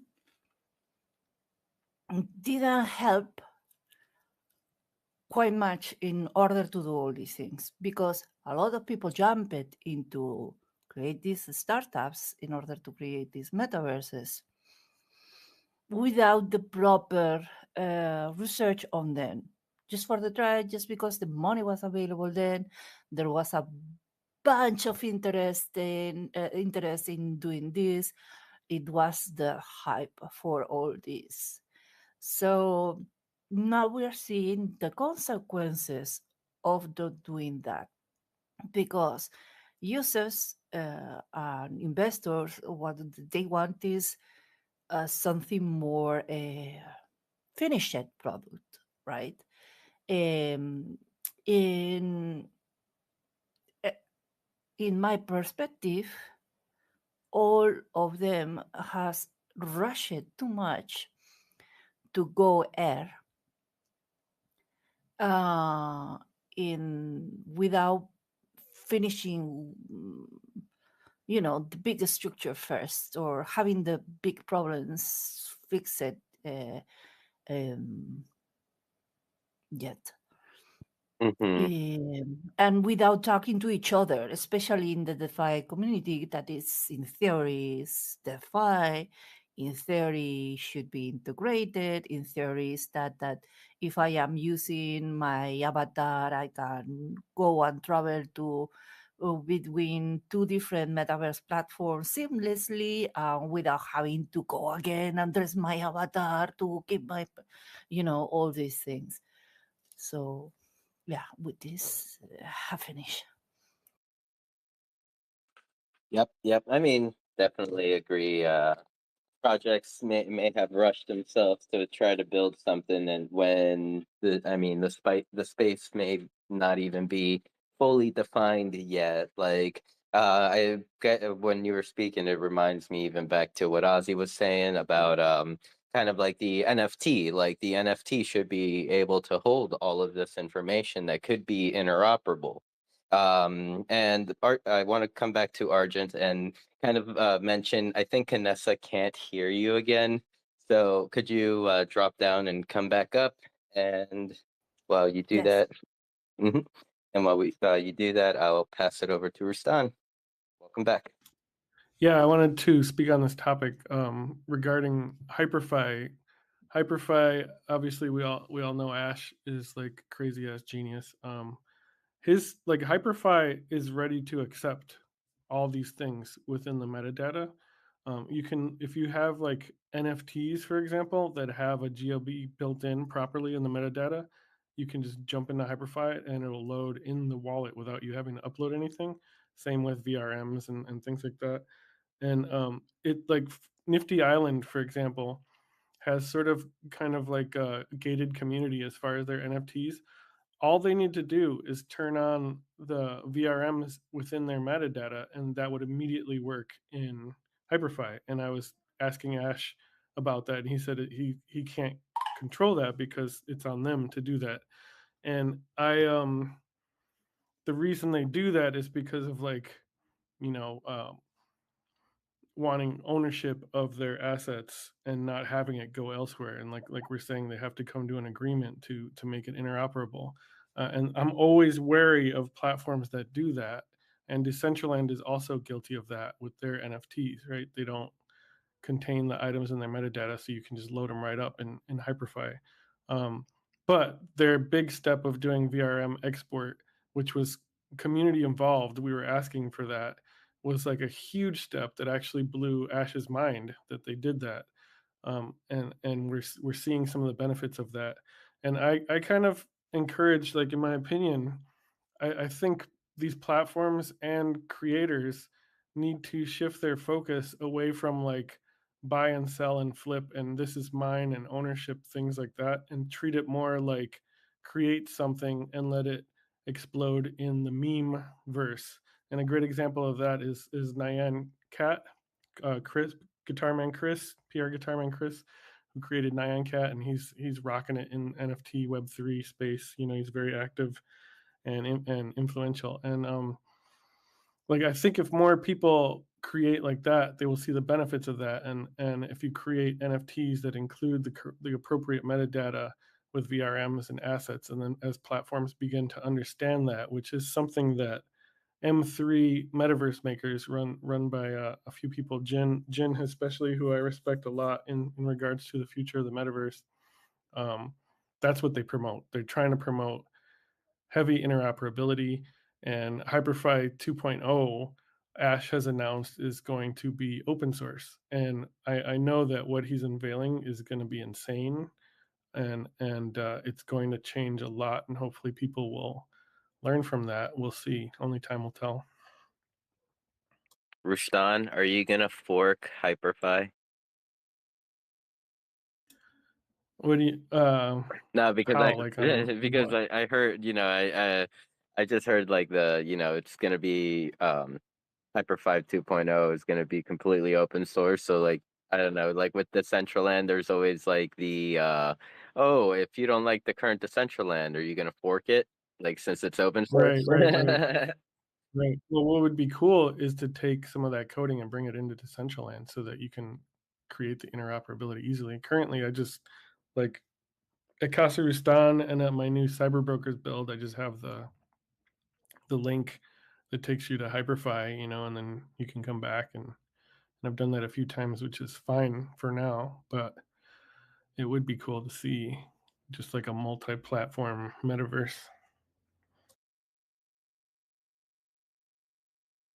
Yeah. What I fell in love with Hyper5 is because it was very easy to build things. It was very seamless for a lot of things, and it was not only constricting to certain things. Like, for example, if you need to stream, I don't know if you, how it's going now, but I think to remember that you can stream Twitch, for example, or YouTube directly into Hyper5, while that is not possible in others. Yeah, it's true. You still can do it and pretty easily. Actually, I managed to get YouTube in DCL. There's a way to get Cool. the temporary backend links, and then it plays in DCL, and it's pretty nice to do it in the teach everyone your 360 ways now. sphere. It's pretty nice to get in the 360 sphere because then I get the really nice high definition videos in there, and that was something I was having issue with my bandwidth before, so that's really nice. If anybody wants to know, yeah, I want. And also, this reminds me that is about interporability and all these things that we are talking and pointing and ways to do things. It's super important to have that in mind. Sometimes we are too close between DeFi and centralized. And right now, one thing cannot exist without the other, and more or less vice versa, So, what instead of insulating communities, that I think that also that did a lot of damage to open the DeFi metaverse to major or bigger audiences, is exactly that they at the beginning were like more centralized in in the DeFi community instead of decentralize their way of thinking, analog hybrid interpolations between centralized servers and decentralized servers. Argent, on that note, and my Wi-Fi, I don't know if it's messing with me, so I've been catching parts of the conversation and then missing some, so I apologize if I missed anybody talking. So Argent, did you see on Fortnite they are releasing Renegade Raider? If you get 1.5 million XP, you can buy it in the item shop. I know. So for anybody that doesn't know, Renegade Raider has not been, it's a skin, it hasn't been available for 7 years. So like, if you're an OG and you're running around in Renegade Raider, you are flexing on everyone. There's like meme culture about it. Like that, and who's the other one? The other one, it was only out for 7 days. Who's it? What? Aerial Assault Trooper. Okay, so like, now these skins that were super rare, $10. You just buy it for $10. Like, when businesses do that, they absolutely like shatter any confidence and like value that their players had. Like, if you had a Renegade Raider and you haven't, like, it hasn't been available for 7 years, and suddenly now it's just in the item shop, you get a little XP and $10. Like that, I think right there just absolutely proves that the only way forward to get like real money, not just the money that parents get their kids, but after that, when people are like, when companies want to retain them as paying customers, it's got to be blockchain based. Like it's got to have scarcity. Like it has to be built in. The platforms that have that, like the things that we're buying now, the ETH wearables from the L1, versions that we've got, like those, I don't know, like I think that's going to be the number one thing in the future when people realize like their assets have to retain value. Because every time Epic does something like that, I'm like, like grouchy. Yes, I'm going to get Renegade Raider. Of course I am. But I'm mad. Like, I don't want it to be accessible. So anyway, just on that note, Argent, log in, play some Fortnite, get a rare skin. So we log now and start playing, right? We need to play. We need to play. Yes, this reminds me. Well, go, Carissa. Later, I say. I was just saying we need to play. You and me, let's go. Let's go. Maybe sometime soon. I'm waving to your little that I hear it like is there. With this, yes, this happens. I think we should talk about different type of possessions because, for example, to me is something very important also that, for example, Rostand has it in his way to create art because his way to create art, I mean, the body painting is ephemeral. It's not conservative unless you take the picture, but it's not the same. It's a picture or a video. It's never the same.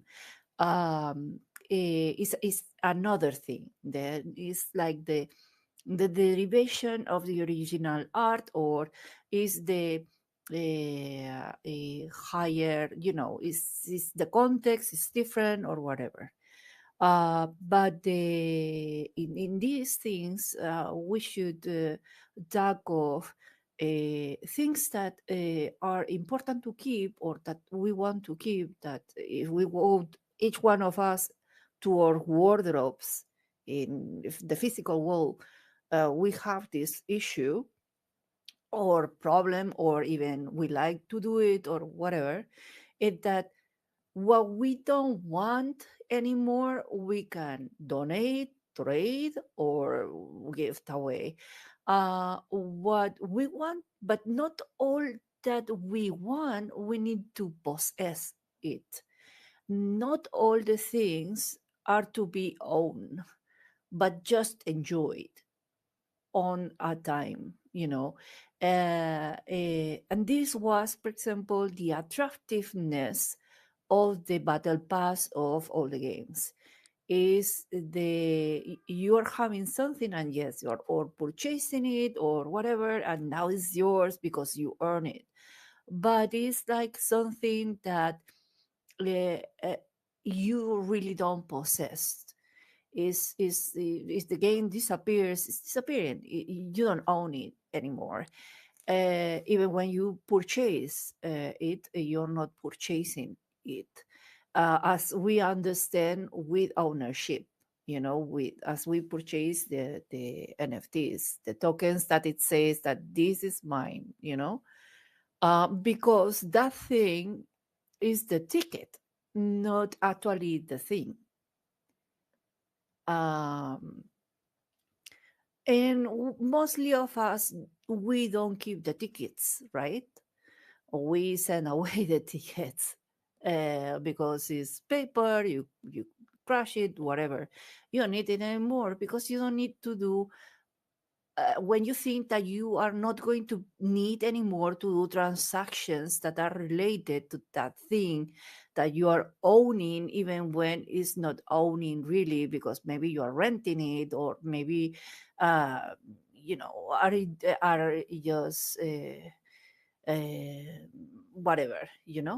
So we also need to rethink, and there are going to be, as I mean, as a game designers, as a business entrepreneurs, as a consumers, users of those assets, that there will be some things that you don't need to have them. You only need to enjoy them. And maybe what you are purchasing is just to pleasure to enjoy in that moment. The problem is when with this of the skins, for example, with this of the skins is devaluating something that it costed a lot of work, not because of the money spent, but the time inverted in the game to achieve it, for example. And that, of course, you feel like furious when that happens because it's devaluating a lot something that it takes a lot of things from oneself to achieve. So I believe that we should not as consumers. I mean, it's like have more clear that if I'm offering an asset to be purchased, this asset is for collection. And this other not. This other is just for enjoy for the moment because then you have access to something else that is different, that it has more value, or that you are part of a community, or you are participating in something greater like making a movie and things because of that like donation, but it's not a donation because it's not just a giving away, but you're receiving something in exchange, like people does in Kickstarter, for example, um, that you are funding them and allowing them to continue working with that. Then this not anymore important what you achieve or what you get, because that is just something to enjoy in that moment, but it's the memory that you want to preserve of that. So there are two different, in my opinion, there are two different things. One that is for pure and hard collection. I want it. I get it. You know, this is so cool. I want this statue. I want this skin. So I'm going to go game or spend that much thing or whatever. And especially with more interest, if later you can do business with that, and then as an investor, you can resell it or reuse it or whatever, you know.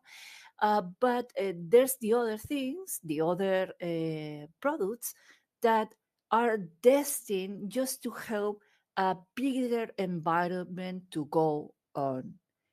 So I think if in this case, for example, the case of Fortnite is very easy to use because all we know. But if instead of doing that, they did something that they put away a new character that it is for collecting, that you and then purchase, then is yours, then is not only yours in Fortnite but actually in all the ecosystem of Epic if we don't go outside Epic, you know. And oh, that has a value on a collection and it's something that people will want to do. I remember a lot of people spending a lot of money in collecting and selling items from you know, like armor and all these things with real money. I mean, not in game, but in game they were doing like the beats and all these things and blah blah blah, and later on they were selling those things outside and you know having these agreements, and there were still like a sword or a special armor item, like a lot. So people were making money from that. The same happened with all the creation, you know, of business and so on in Second Life that allowed a lot of entrepreneurs in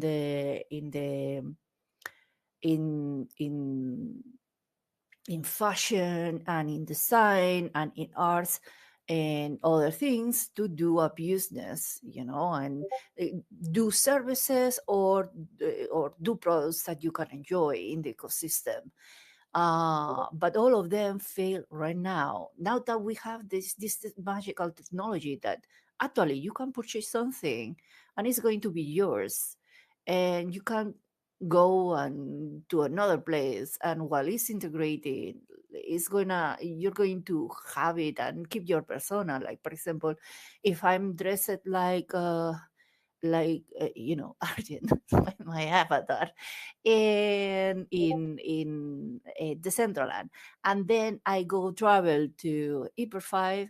I wish that not only Hyper 5 has that, but actually that all these ecosystems that I'm or digital ecosystems that I'm visiting, I have that ability as a user of all them.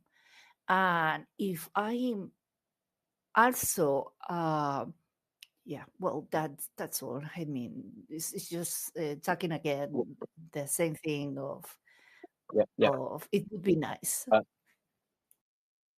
Yeah, I mean, it would be freaking amazing, and I think you kind of hit the nail on the head. And this would also benefit the Central Land as like kind of like in retrospect. You mentioned like, what if I could purchase a skin within Fortnite and it could be compatible with all of Epic Games platforms? Like that, the Central Land is sin in, or at least has a page in Epic Games. So like, as it continues to develop, maybe good things might happen. Epic Games, I hope you're listening. We have the $1 billion idea for you here. The next $1 billion idea. They could actually charge like maybe like $80 for these skins now. I think they have their idea coming in their Lego verse. I think they're in the long term play for dominating the metaverse, like Disney, the acquisition. Like I've said before, Disney's interest in Polygon or Polymatic like network. I mean, that I don't think they're doing these things on accident. But I think that their clientele is mostly little young people with mom's V-Bucks cards. So how that translates to the rest of the world that doesn't have to beg mom for V-Bucks, I don't know. Um, I don't know. Everyone knows that moms are bullish on Oh Polygon. my gosh, moms love Polygon. Moms for Polygon. There's gonna be a political movement soon. Uh, Like, I'll tell you what, moms would pay way more money if if they understood that, yeah, I'll give you the money to buy that Renegade Raider because maybe in 7 years you could sell that and pay for your first semester of college. Like, there you go. Then you're gonna unlock some money. But In no, fact, this that you just said is what happened to one of my cousins and one of my aunts. Um, that my cousin was from a very early age aware that by collecting magic cards and all these things, he can sell them. And the way and the same the physical games, not only the physical table games. I mean the typical. At that time, it was PlayStation 2, and Nintendo and all these things, no, and he could play the game and then resell it. And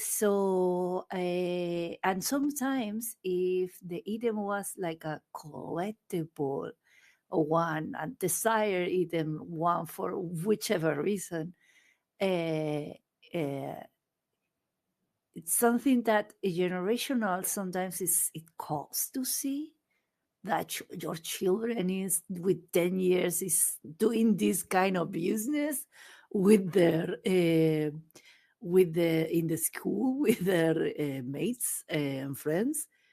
um, if if you have in direct on a healthy way to do the things, that you can see surprises like that you were explaining, Canessa. For example, My aunt was not understanding really that thing for collection and blah blah blah. But she is a administrative secretary at that time. So she was understanding business, and so when she saw that her son was having a like a good uh, idea for a uh, mm, bringing back at least the same amount of money he was spending, or she was spending on him on the games and all these things that we love our kids, and that's why we bought them, the presents and so on, that are not essential, but uh, uh, she understood that by, for example, purchasing something that is like more, or giving him the money for him to do it,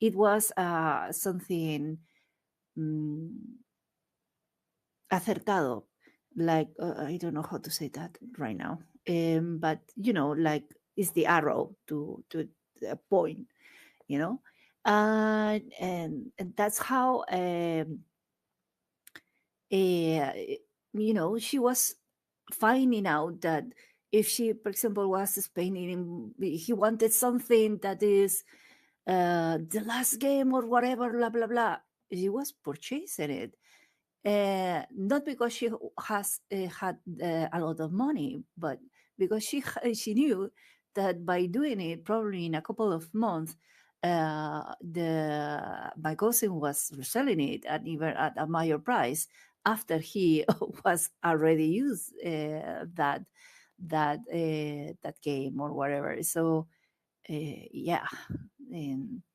if we start thinking maybe how to do that, these months for Polygon probably will say months for ETH or months for Bitcoin, you know, um, because it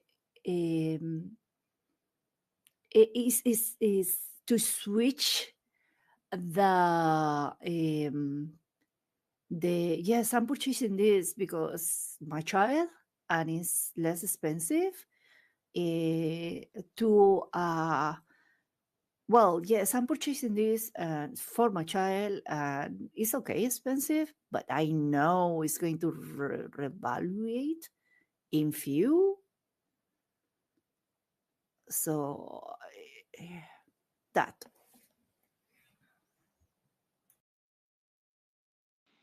Yeah, thank you, Argent. I think it'll be really interesting to see what the future holds, because value, what is valuable now may not be valuable in the future. I know I used to buy a lot of Decentraland wearables like back in 2021 because I thought like they'll be valuable someday, and now I'm like, I'll just give them away. I don't think so. I mean, there has to be the desire to have those items.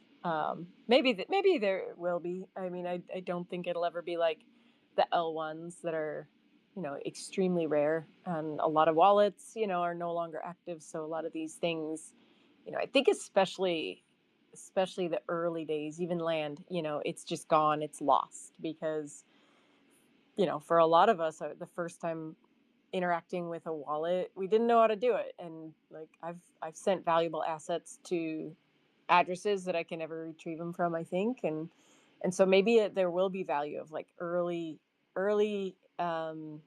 assets that are rare to begin with, and then people improperly handled them, so that makes them even harder to acquire. I don't know. I mean, I think there's definitely going to be a large, painful learning curve across the board, not just with NFTs, but everything crypto. Like, um, we've all made mistakes. We've all got our stories, or we've got friends who have stories. So I think when that is like magnified across the entire landscape of people coming into Web3, blockchain, cryptocurrency, yeah, I think the earlier things, the earlier assets, they're going to be scarce just because of that extra catalyst component too.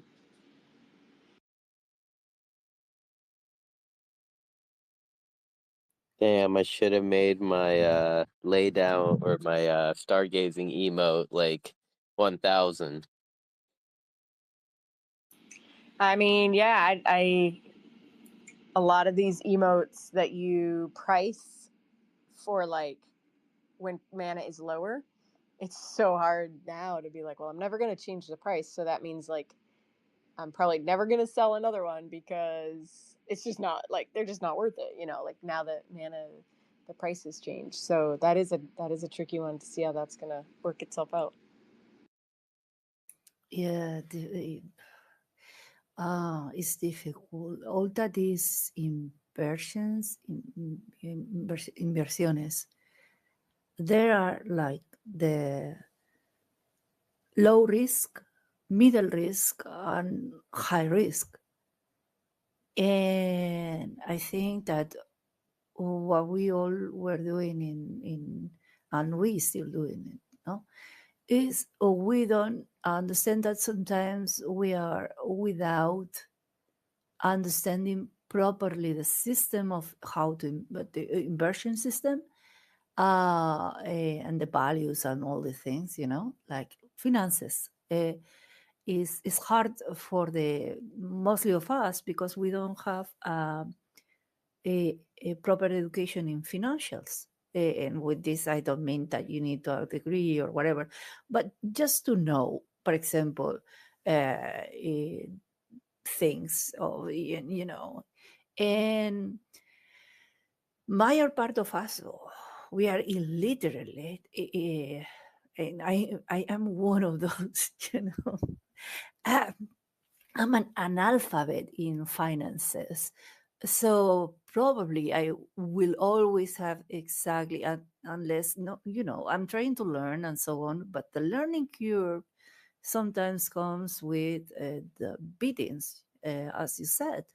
But I will exactly be in the same thing that you said, that sometimes you have something and you don't know that is valuable and you give it away or whatever, and then is when you find out that it's valuable and it's like shit.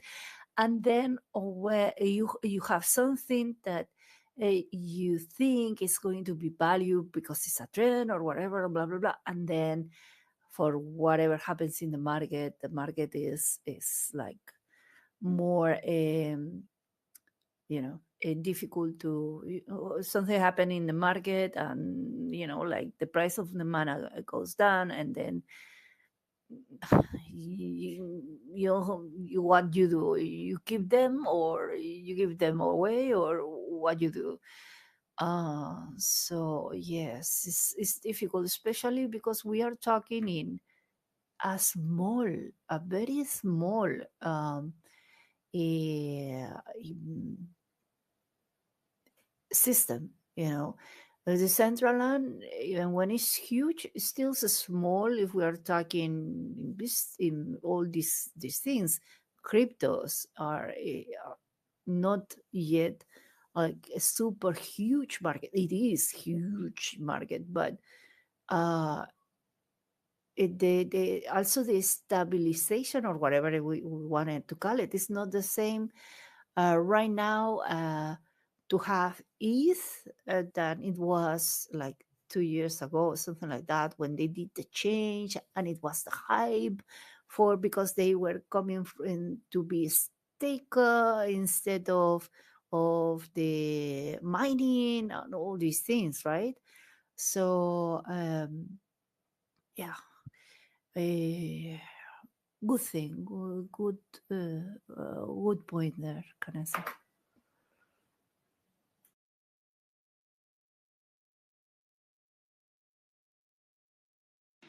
Yeah, it was really interesting to go to listen on the space this week that I did with a couple other projects, whether they call themselves metaverses or not, I'll let them define. But it was really interesting because a couple of the people were talking about how they were referencing Decentraland as like, well, they were giving it props for being such an old project, and they had gotten their start in Decentraland and then moved on to these other projects. So it was cool. I was like, wow, like it really does make me realize this is like a, I don't know, like a jumping off point for so many other projects, because Decentraland was early on the scene. Whether, you know, like, I mean, it's, we gotta keep evolving, definitely, like, to stay relevant. We don't want to be like the dinosaur of like, oh, that was a great place to start, but nobody wanted to stay there because it didn't continue to evolve.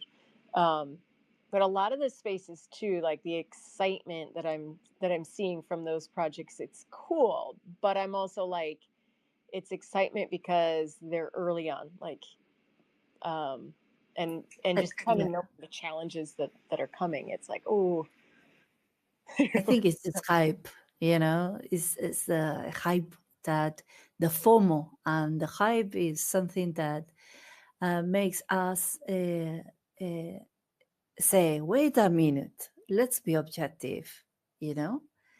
And we tend to follow the hype and the FOMO, and that sometimes is not, you know, is what happened to major part of these metaverse platforms. That let's see what happens next year, because right now I only, you know, Decentraland is going to stay, Hyperfi is going to stay, on cyber is going to stay. Big surprise because of the community and the response. wait, on But Cyber, didn't they just make an announcement? yes, this Okay. today they did another, or because they did the 11th, they did an announcement. It seems Yeah. I read it this year. This Yeah. year, this week, and about that the company closed it. The company behind on cyber closed it, like it happened to Polygonal Mine at the beginning of the year, because they, even when they have sales and a lot of people is loving the project and inverting, is not enough. You know, it's not the enough to keep an ecosystem. You have to do, if you want to keep active, if you want to give you know, all these things, you need to open to bigger markets. And right now these markets are still small. And when we can think, oh no, it's big because there's a lot of users, whatever. No, no, no, it's not enough. It's not this enough for the survival of a studio.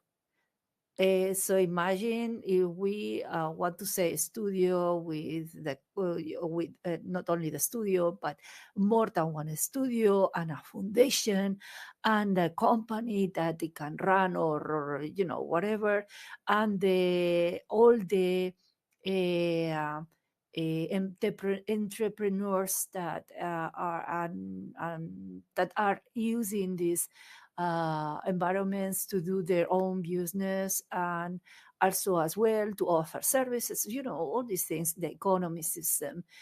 And it was very sad that a fantastic project like the Vibes, for example, had to close just because it was unbearable to they did the numbers and they couldn't manage to go beyond. And it was a pity. And what I have read this week is that on cyber had a similar situation and they had to cut. But what they have done is to give back to the foundation, to the founder, to the developer, that, you know, say, hey, I have an idea and it's call it on cyber, you know. They give back the all the project and all the rights and all the, they gift it back to him to do whatever he wanted with that. And it seems that what he did is to open it and open source it, or that's the way he wants to go, to the community. In case it happens to him something, the community can still go with it and make it survive. Let's see what happens. But right now, what it was seemed like just a beautiful project to close, because inactivity enough to and sales enough, like benefits enough to keep on going a system as complicated as that. Now is sustained by the proper by the community, and some community that is investing in the future of on cyber. So that's why it did not close this month, but and probably is going to survive next year. And let's see how it mutates. But if you go to cyber, they don't say the project right now. If you go to the website and want to go inside of your own cyber thing, there's no more use of the word metaverse. They are saying virtual galleries right now. They are adjusting to something like a little less ambitious, or that sounds like is more accurate what they can do in order to survive. And I think that's the smart way to do things. Yeah, well, that's good to hear that they're still going to try to keep it alive, because I personally have to like disassociate from Vipes a little bit, because I love Vipes. I had so many of them, and like it's so sad to see what I thought was like one of the most, I don't know, one of the coolest projects. Huge, like massive following with talented people, and just it would have been so cool to see, them hand the reins off to the community, or like, man, just put it up for sale. Like, can we buy it? Could we scrape together enough, like sell it for $10,000 or something? I have no idea how much it would be worth, but like, man, we could it seems like just closing the doors is like, that's just horrific. And then seeing Artifact do it too, where like, you're not even going to give people a chance, and maybe they have. I don't want to speak out of ignorance or anything, but it just seems like these projects, we're learning the hard way that there are no safeguards here. Like, what's our return policy? Like, let's report them to the Better Business Bureau. It's like, nope, you guys get what you paid for, and this is what you paid for. So I don't know. I think in the future, like, we're going to have, like, people are going to they're going to be rugged and hurt from these different experiences. They're going to learn, and they're going to be like, nope, I'm not buying a project unless you have an exit policy clearly itemizing what happens if the servers get shut off. Like, do I have access to the IP that I've built up? Do I have access to the digital files? Do I have access, are you going to support the server? Are you going to, continue to maintain it from the bare bones?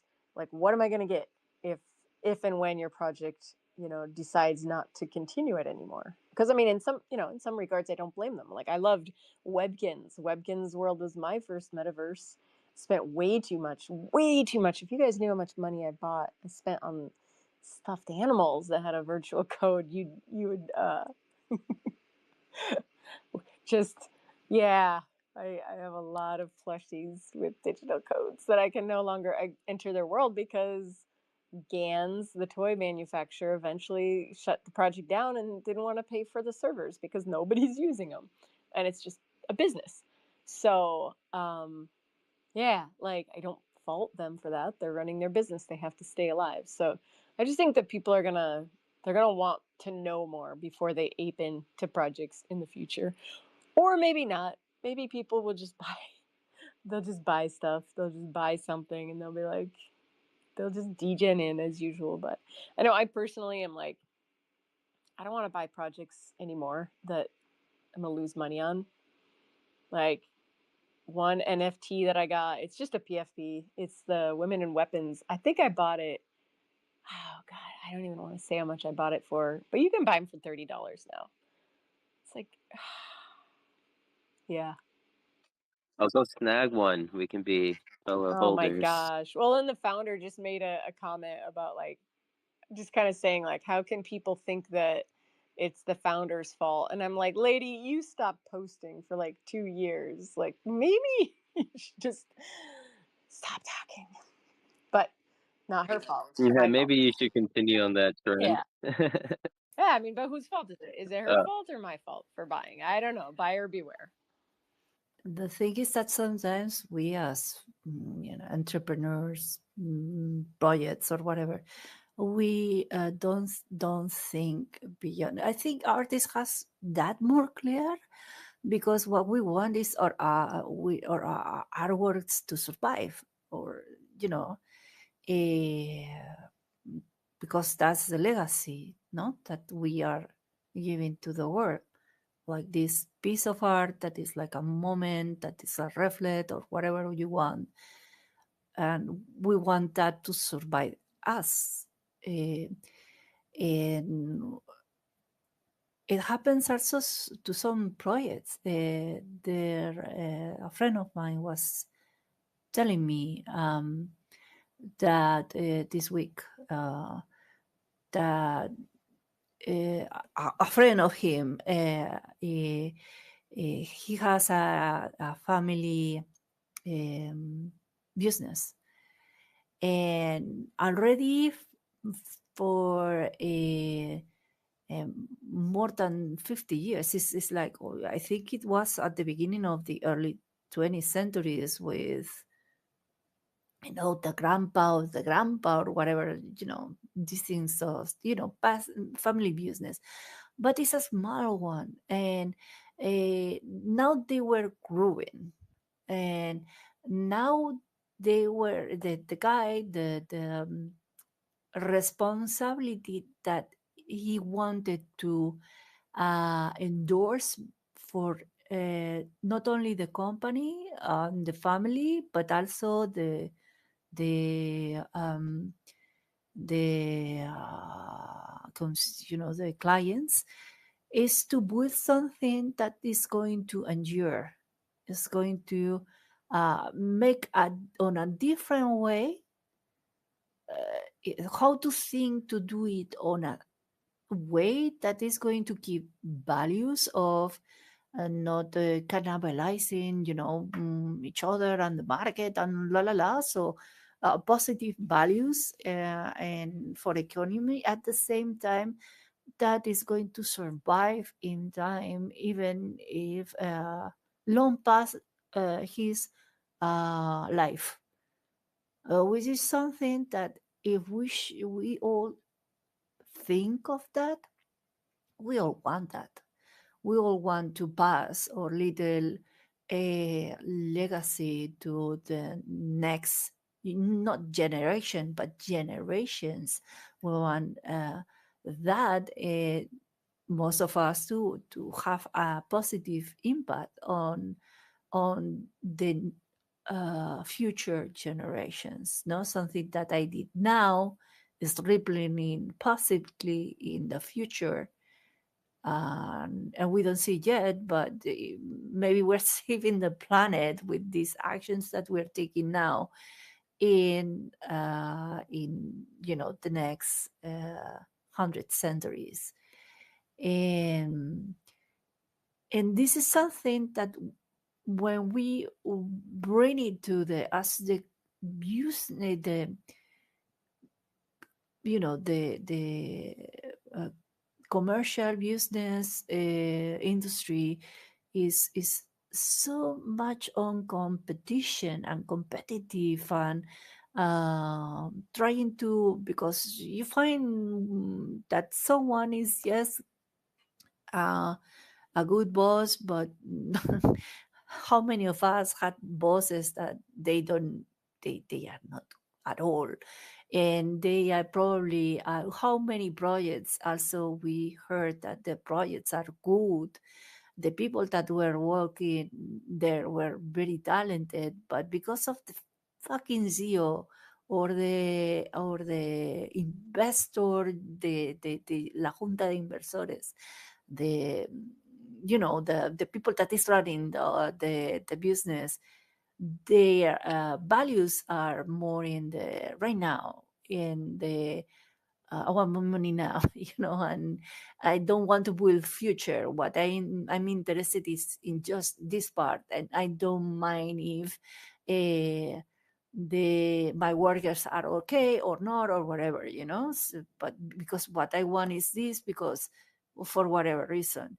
So this cannibalistic capitalism is not helping neither, and that's when happens stuff like the one that out of ignorance, out of prohibition, and out of interest for long-term things, uh, eh, and egoism, it can fail, and happen then things like that. And then you have this person suddenly saying, hey, this is not my fault, it's yours, that you're the client. You cannot say that, you know and if you want to, if you're still the owner of something, and you want zero responsibilities with that, what you need is to find a, a an adoption family to that project that is going to have the will, and the resources to continue it on time. Like if uh happen when, this is a hard comparison, but it's like uh when you need to, for whatever reason, give your baby away, or your dog, or someone you love, and and is a minor, or is, a pet. Then you need to find, you have a responsibility. If you don't love them and you don't care for them, they are going to end probably very bad, uh, poor the poor ones. But if you care enough for them, you will try for them to obtain the best, for them to have the future that you could not give to them. So with these kind of things, it should be similar. I think you're right. It reminds me of I don't know the proverb in the Bible, but it's where there's a mom and a child, and a another woman comes along and says, "That's my child," and then the first mom's like, "No, it's mine," and so they try to solve it. Or somebody said, I don't know, I'm sorry, I'm like sacrilege the Bible, but the wise man comes along and says, "Okay, each of you grab an arm and pull the child, and whoever pulls the child is, and wins, the child is the mother." And so they both start pulling, and then one of the moms let goes, and of course that's the real mother. And so he's like, "You're the one," because the real mother would never hurt the child. And so I feel like that's, yeah, kind of what you're saying along those lines, is if you really love your project, you would allow it to let go, and uh if you really believe in it and you believe in the people and the team behind it, that would be the wise thing to do. I have a new boss, I have a new job, and I and it's difficult because I am in the position now. In the past, I was the boss, and I had my team, and I got to protect them the way that I saw fit. And um, I was I was in a JROTC in high school, so I was taught by the Marines how what leadership should look like. I don't know if I retained a lot of that, but the Marines were my guiding compass. And so now I'm like seeing everything that this new boss is doing, and I'm like, oh my gosh, no, no, no, no. Like, we don't get a break, we don't get a lunch. We're we're being micromanaged. We're doing a hard job, and you're losing it. And it's, I don't know. Yeah, it's comical in a way just to sit back and watch somebody else do this, but it's also sad because we're dealing with humans, adults with special needs. So at the end of the day, it's unfortunate because they're the ones that are going to get hurt by people who lead with their ego, not with what is best for the team, what is best for the student, what is best for the people behind it. And I think that if we did that more, if we, even in Decentraland, like using that as a guiding principle, what is best for Decentraland, like what is best for the people here, like if because sometimes you have to make hard decisions, like and there might not be a clear cut answer, like what is best. I know the hair, when there was a proposal for, getting new hairstyles. Like I had my opinion about what I thought was the best. Other people had their opinion about what is best. And, something like that is subjective. I don't know what is the best. So yeah, I guess we will continue to struggle with that as we move forward. What do you think, Sin?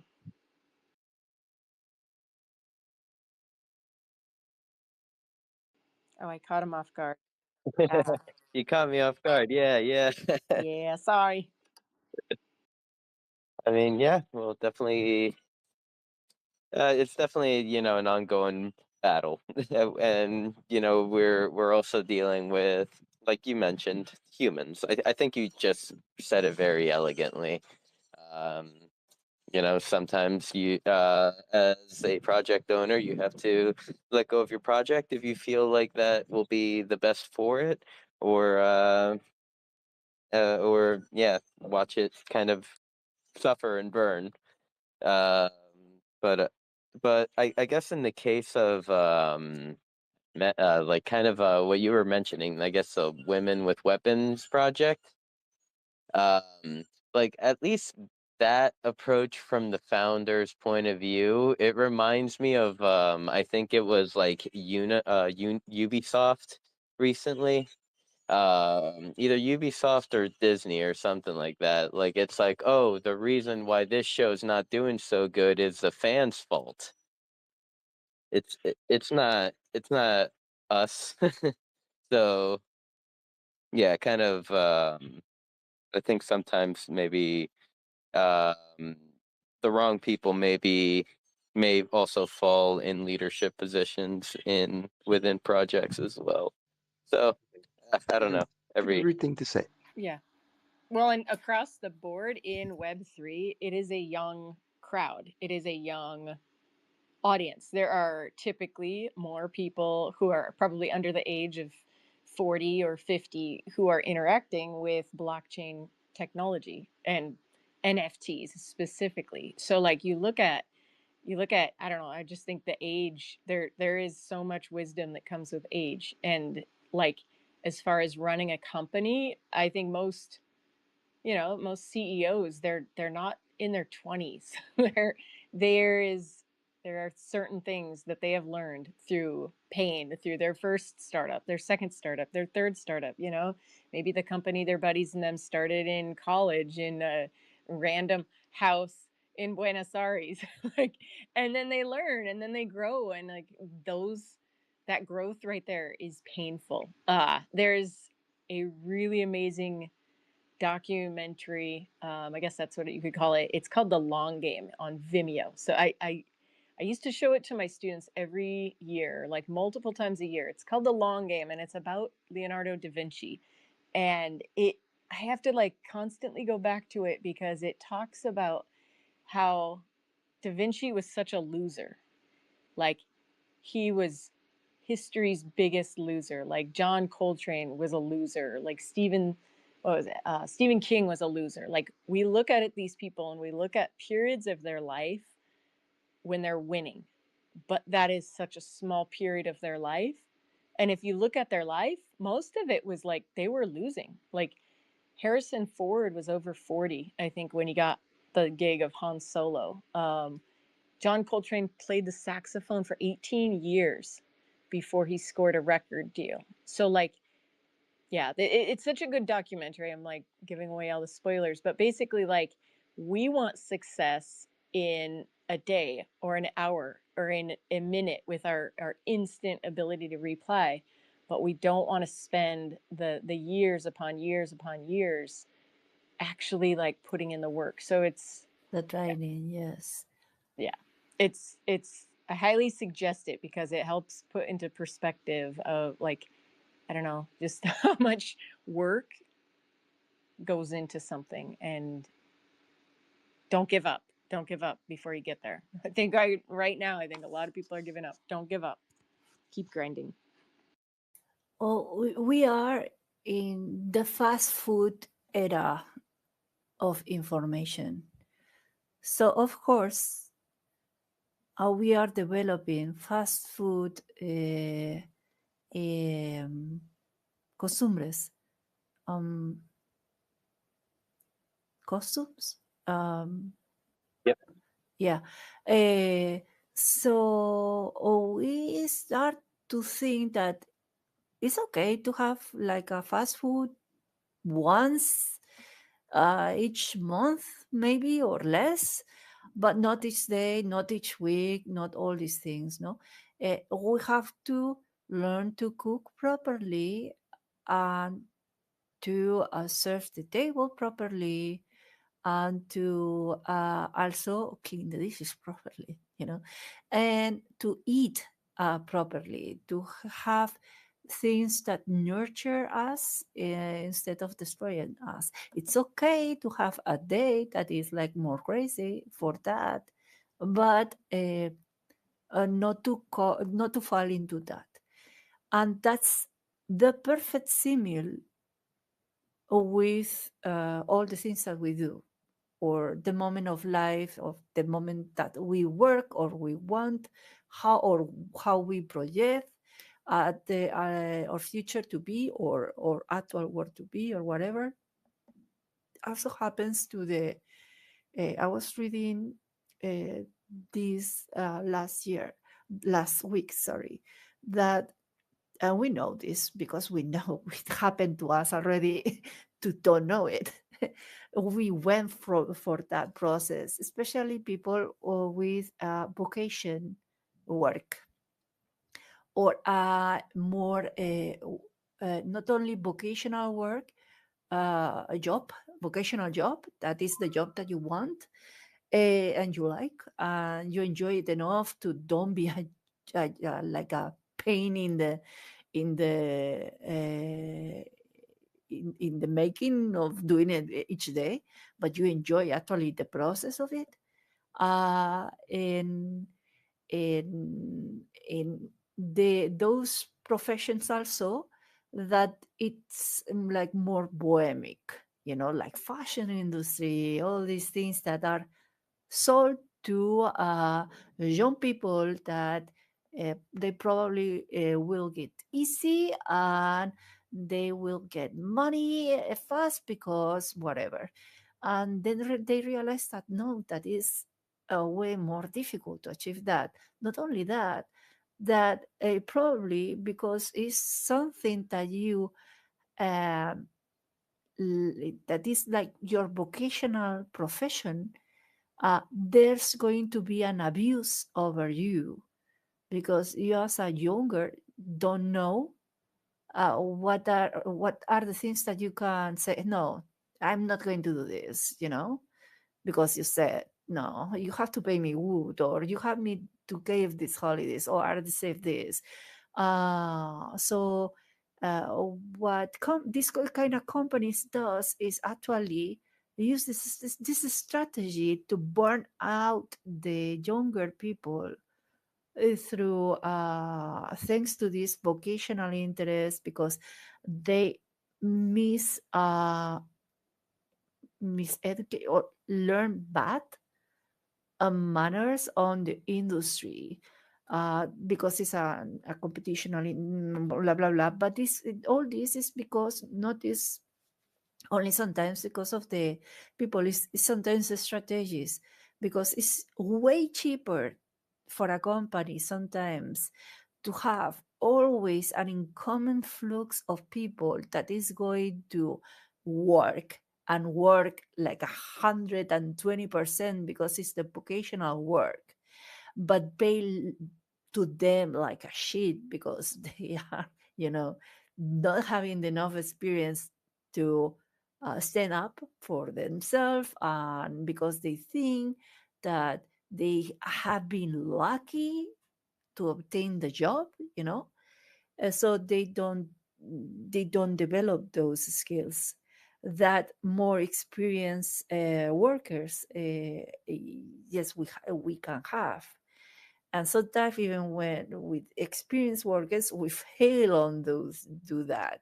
So it's not only happening to youngers, because we already learn those bad ways of working and co-working. Is this abuse, is this systematic abuse from the company.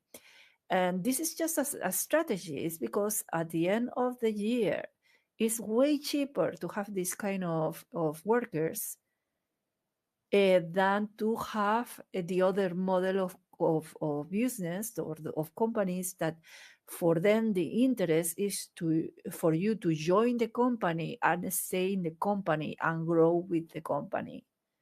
So there's two different strategies in here. So with all of these of the yes, you can do whatever you want with your future. You can do, if you want to be an astronaut, you can be an astronaut. It's true, you can, but ain't going to be easy. You have to work, you have to do a lot of things, and for that you will find sometimes situations that you have to eat it. But you should not eat it because if you eat it, you are going to eat it another time and another time and another time and heavier, heavier, heavier, heavier, until you're burning out of that, and then you fall into a depression with your own vocation, and you stop working in that and prefer to do other kind of things, you know. So the hype of sometimes that is showing to us, uh the Instagrammers, we see it a lot with the Instagrammers, is, uh, and then it's not as simple to be, like a huge Instagrammer that rentabilize the capital enough to be wealthy, and so it's difficult, especially if they are Instagrammers of the typical things that everyone is doing, and especially nowadays that you can that the virtual Instagrammers, the virtual model Instagrammers, they exist. So you even don't need anymore a a girl sending the next uh, how cute is the, you even don't need to pay anymore for these Instagrammers that is trying to sell use like the products, like, yeah, I don't know, lipstick or the hang or clothes Hmm. or whatever, you don't need it anymore because you since last year, I think, exist already virtual personas that actually what they are is just a, a, a like a picture AI, a character AI that is done to replace you because it's way cheaper, you know. So, and for the studios, Hmm. it's more interesting. So, yeah, we are in the fast Yeah, food. we're yeah, we're in the fast food era, and definitely AI is definitely going to like um give that an acceleration because AI makes everything so much easier. Uh And yeah, we'll see how the future what the future holds. But I see that we have hit our good old 3 hour mark. And what do you think, Vanessa? Do you think it's a good time to start winding down? I Uh, I do. I think I have got some things to do before Christmas. So, yes, and it is solstice today. Happy solstice for anybody who celebrates that and other happy things. Hopefully, and yes, be be on the lookout. Yeah, I don't know. Okay, I'm rambling. I'm gonna be quiet now. But yeah, I think it's time to move on. So unfortunately, the clock is ticking. Yep. Christmas is right around the corner. So yeah, to anyone listening, if you haven't, gotten mom a present or need to get a loved one a present, and you've been kind of like kicking it down the road, maybe today would be a good opportunity to do so. Before like Monday or Tuesday comes. Tuesday is Christmas Eve, so uh, yeah. So I guess yeah. Let's start winding down. As far as Beyond the NFT goes, um, on Monday, I'm not too sure yet if I'll have one. I have not uh locked the guest in. I have one in mind. If they agree to my last minute invitation, then we will run a Beyond the NFT. But if not, perhaps maybe we could have a game night or something of some sorts and play some games together. Um, and Kanessa, for tomorrow's shindig, would you like to share about it? Yes. I'm so bad at promoting myself. I need to get better at that. Let me find the tweet. Um, I forgot about that. Okay, so tomorrow, here we go. Pinned it to the top. It is Christmas at La Cantina, and so please stop by. It is 2 o'clock Pacific time in the afternoon. I think that's 5 o'clock Eastern time. And yes, Billy T Coin will be there.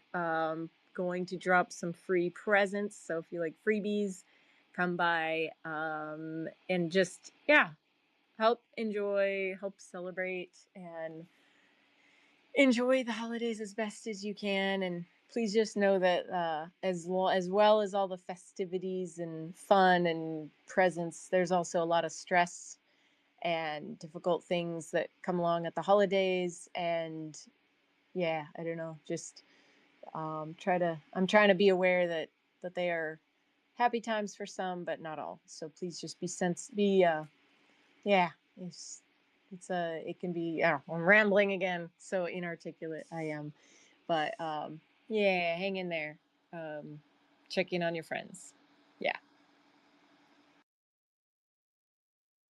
Yep. So tomorrow at La Cantina, um, definitely should be a good time.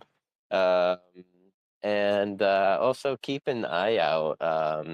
We are possibly putting something together, or will assist in the organization of something, a special event for New Year's Eve into New Year. So be on the lookout for that as well.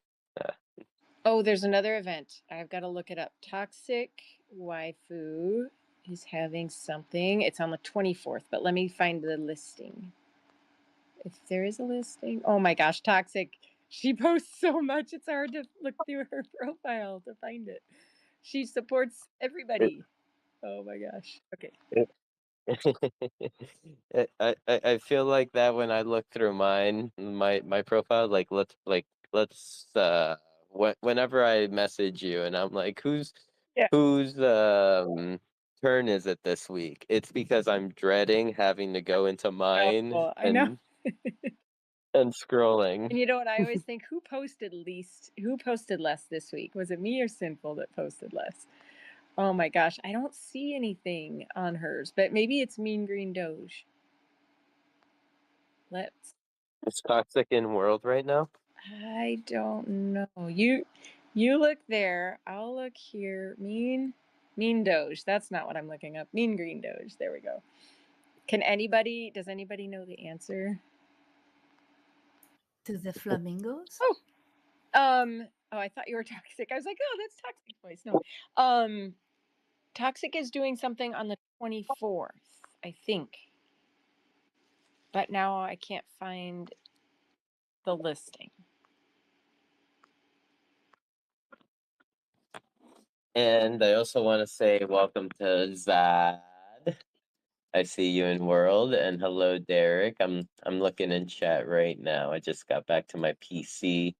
Everyone's wearing their Christmas outfits, and I did not know I had a Meta Tiger Christmas sweater until Rustan mentioned it. So thank you, Rustan, for sharing that piece of information. I threw my Christmas sweater right on as soon as you said it. And yeah, no toxic waifu in World. Okay, but it's a Meta Tribe Plaza party. I went back and looked at my messages. So is Meta Tiger here? Now I'm searching through Meta Tigers. Or sorry, Meta Wolf. It's one of the animals. Oh my gosh. Oh, where is it? Where is it? Where is it? Okay, well maybe we'll Okay. just have to say, hey, there's a party coming up. Our friends are gonna post it. We're gonna repost it a whole bunch of times. But let me see what the details are on it. Okay, she said Meta Tribe Plaza party on the 24th is going to be a special Christmas edition. Okay, so she said, I think not yet. Okay, there she says she doesn't have it yet. So stay tuned. We will have that. We will have that as soon as possible. We will have that indeed. And also, I'm seeing here in 7 days, the DCO Book Club will be gathering to review our monthly book, Dark Matter. Yes. Event hosted by Master Waynes, at least here in the DCL event page. That is the individual who posted the event. We will be gathering in the community building Decentraland Discord. And let's see, it says December date when December 29th, 7 p.m. UTC, where Metatribe Plaza. That looks like Mr. Jace. That looks like a Meta One Design headquarters. And we will be chatting in the DCL Book Club section of the Discord. So, all right, well, we'll have to, Canessa, we'll have to set up a little like book club voice chat for the event. That way, like maybe we could all congregate in there. And if this is like an event that's listed here in the event page, we should, yeah, like I guess stream it to in world. I think that's where it's going to be, is in Meta Tribe Plaza. I believe it's that. That's what I assumed, that was where it was going to be streamed, if that's where the event is. Mm-hmm. Yep. Yeah. We'll figure it out. We're just ironing out the details and stuff like that. I mean, this is something definitely different and new for me, at least. I don't know if it's new to the entire space. We're not trailblazing here or anything, but definitely for us, it's like we just got to get the just do it and get the process down, make it better. Yeah, and I like that this is something that Master Wayne's came up with, and it's so good to have like different different utility, more utility for what our digital world, our metaverse, our omniverse, our universe.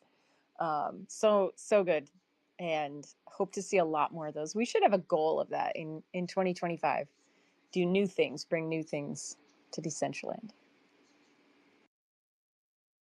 And yeah, Oh. also want to extend out the kind of like the offer if anyone like wants to like do something cool and with like CBD or whatever, like start a new channel, start do an event, kind of like with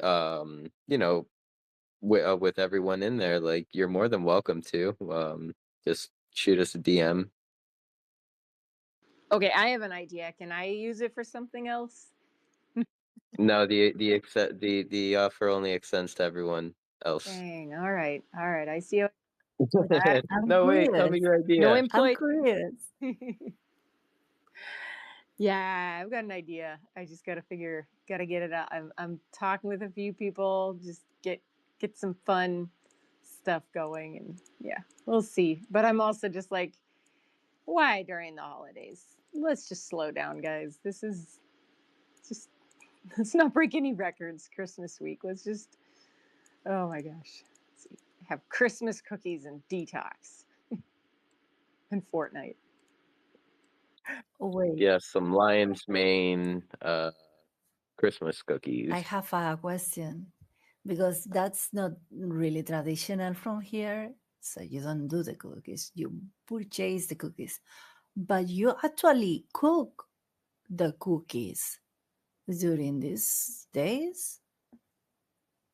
Well, I don't a lot because my oven is broken right now. So I have been making a ton of cookies that require melted chocolate. Like basically you dip a Oreo into melted chocolate or a pretzel into melted chocolate or Ritz crackers into melted chocolate. But my mom is like amazing. I'm sitting here looking at I don't know 15 different kinds of cookies. When I grew up, she must have made like 20 different kind of cookies, and then because I lived in Wisconsin where it was cold, she would just put them outside in a cooler.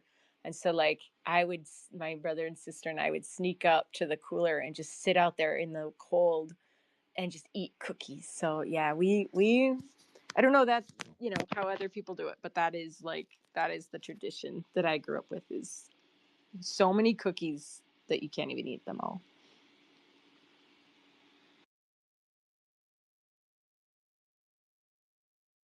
Notice the use of the words cooler full of cookies. Well, that was so that like the animals could not come and eat them. I think the bear were hibernating, Oh, but the squirrels and the weasels and the raccoons and the porcupines and deer and everything else would come and eat them. Yeah, so like I think she included us as critters too. We were the critters, and I remember like thinking we were being so sneaky, and she was like, guys, I always knew you were where you were and like eating cookies, and we were like, ha, mom doesn't see us out here. And she's probably just like, guys, I don't even care, just stay out of the house for 5 more minutes. Like, yeah.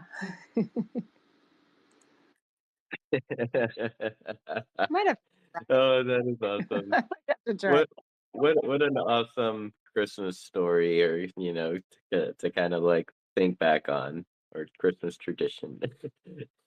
Yeah, it's pretty good. Luckily her recipes haven't changed, they're still the same good old cookies.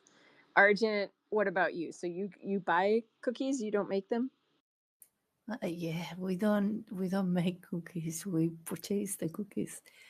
But I would love to eat those cookies because I really like cookies. I cannot eat them too much because uh you have to eat equilibrado, like balance it.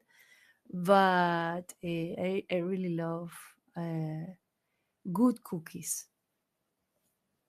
and especially if they are handmade. I had an USA friend, coworker of mine, that her mom was making the cookies because they were coming from USA too. And for us was like, wait, what? And I remember eating them, the typical, with the typical ones, with the how do you call them, the typical cookie with the pepitas de chocolate in it, and it was so delicious. Talking Yes, about chocolate that, chip cookies. yes, chocolate chips, so delicious. So because No, it's not the same purchasing them because it's like the, but a natural made cookie of that thing is like wow, so yummy.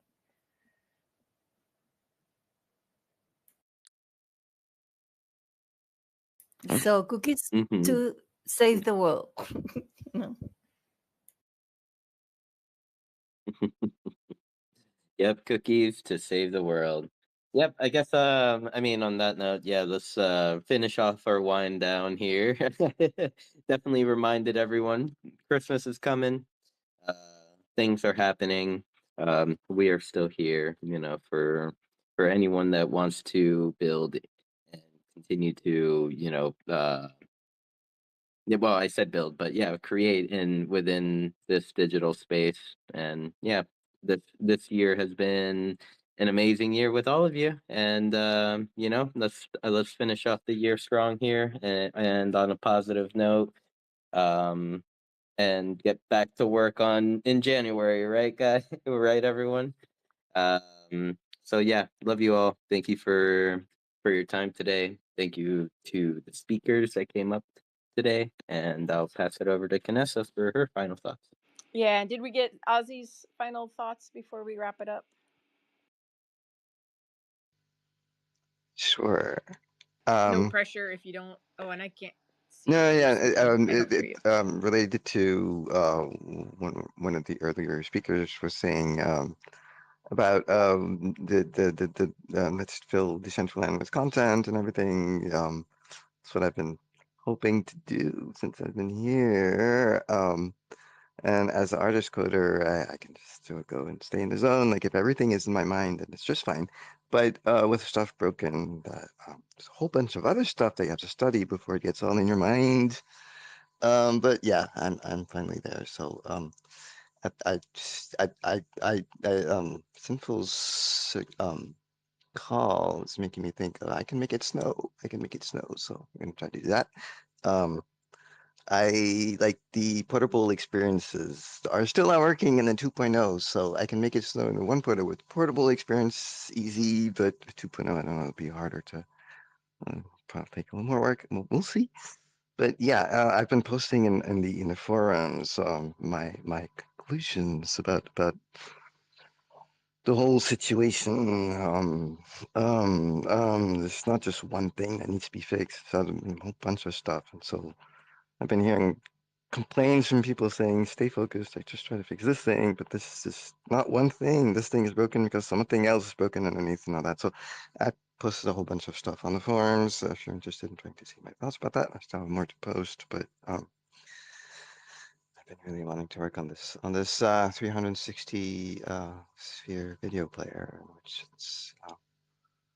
can get some pretty immersive experiences. It's a lot of fun. It's a lot of Sorry, fun. I I mean, don't know if ultimately, Ozzy. I think you must be speaking. I Yeah, I can't hear you. he's still So speaking. yeah, sorry, I I'll just can't hear finish. you. It's just Yep, sorry. I'll just finish real So quick. It's just I guess Sin, let me know it's a lot of fun when he's wrapped to it be up. able to I will. to do.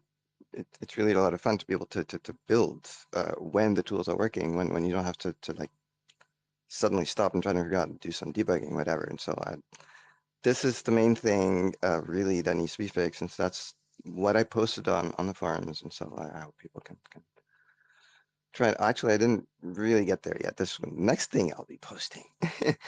But yeah, hopefully people can try to catch up with what I Uh, think is really needed in order to get a good idea of what's going on in the central land and what really needs to be fixed. So um um yeah, snow. I'll try to get snow. Snow. Get that snow, Ozzy. Get that snow. Yeah, I mean, definitely. I know firsthand that you have the capabilities and know how right. to make things I can see happen. it. And So once you see it, once you can see it, like an artist, as an artist coder, this is a thing. Not so many people seem to understand what an artist coder is all about. Even the artist coders themselves, it's all about being able to stay in the zone. There's a psychology article about that. It's all about staying in the zone. That you see, I mean, when you see it all and you can stay in the zone until the very end, it's just all easy. And comes out of there. So now I know how to get the. I have good ideas how to get this and all that. Yeah, I'll work on it. Yep, for sure. All right. Well, thank you, Ozzy. And yeah, I'll pass it back to Kanessa. Okay, so thank you. Sorry, it's been a problematic space, and hopefully next week will be better. Take care, everyone. Talk to you again soon. Bye.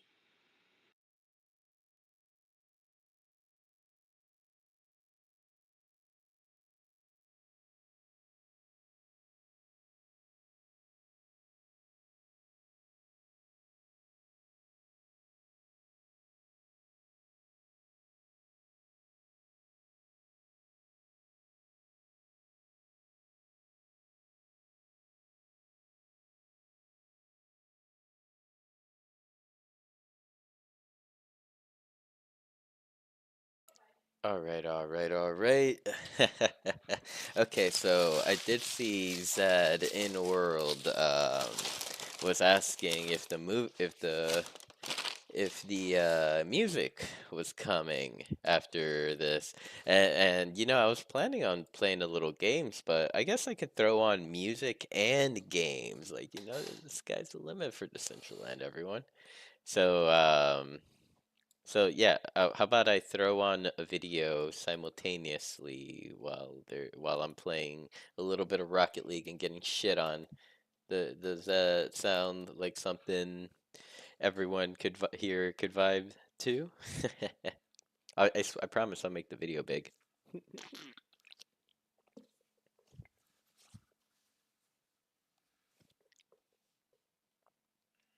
And I will also won't stream it to any. Actually, maybe I'll stream it to like YouTube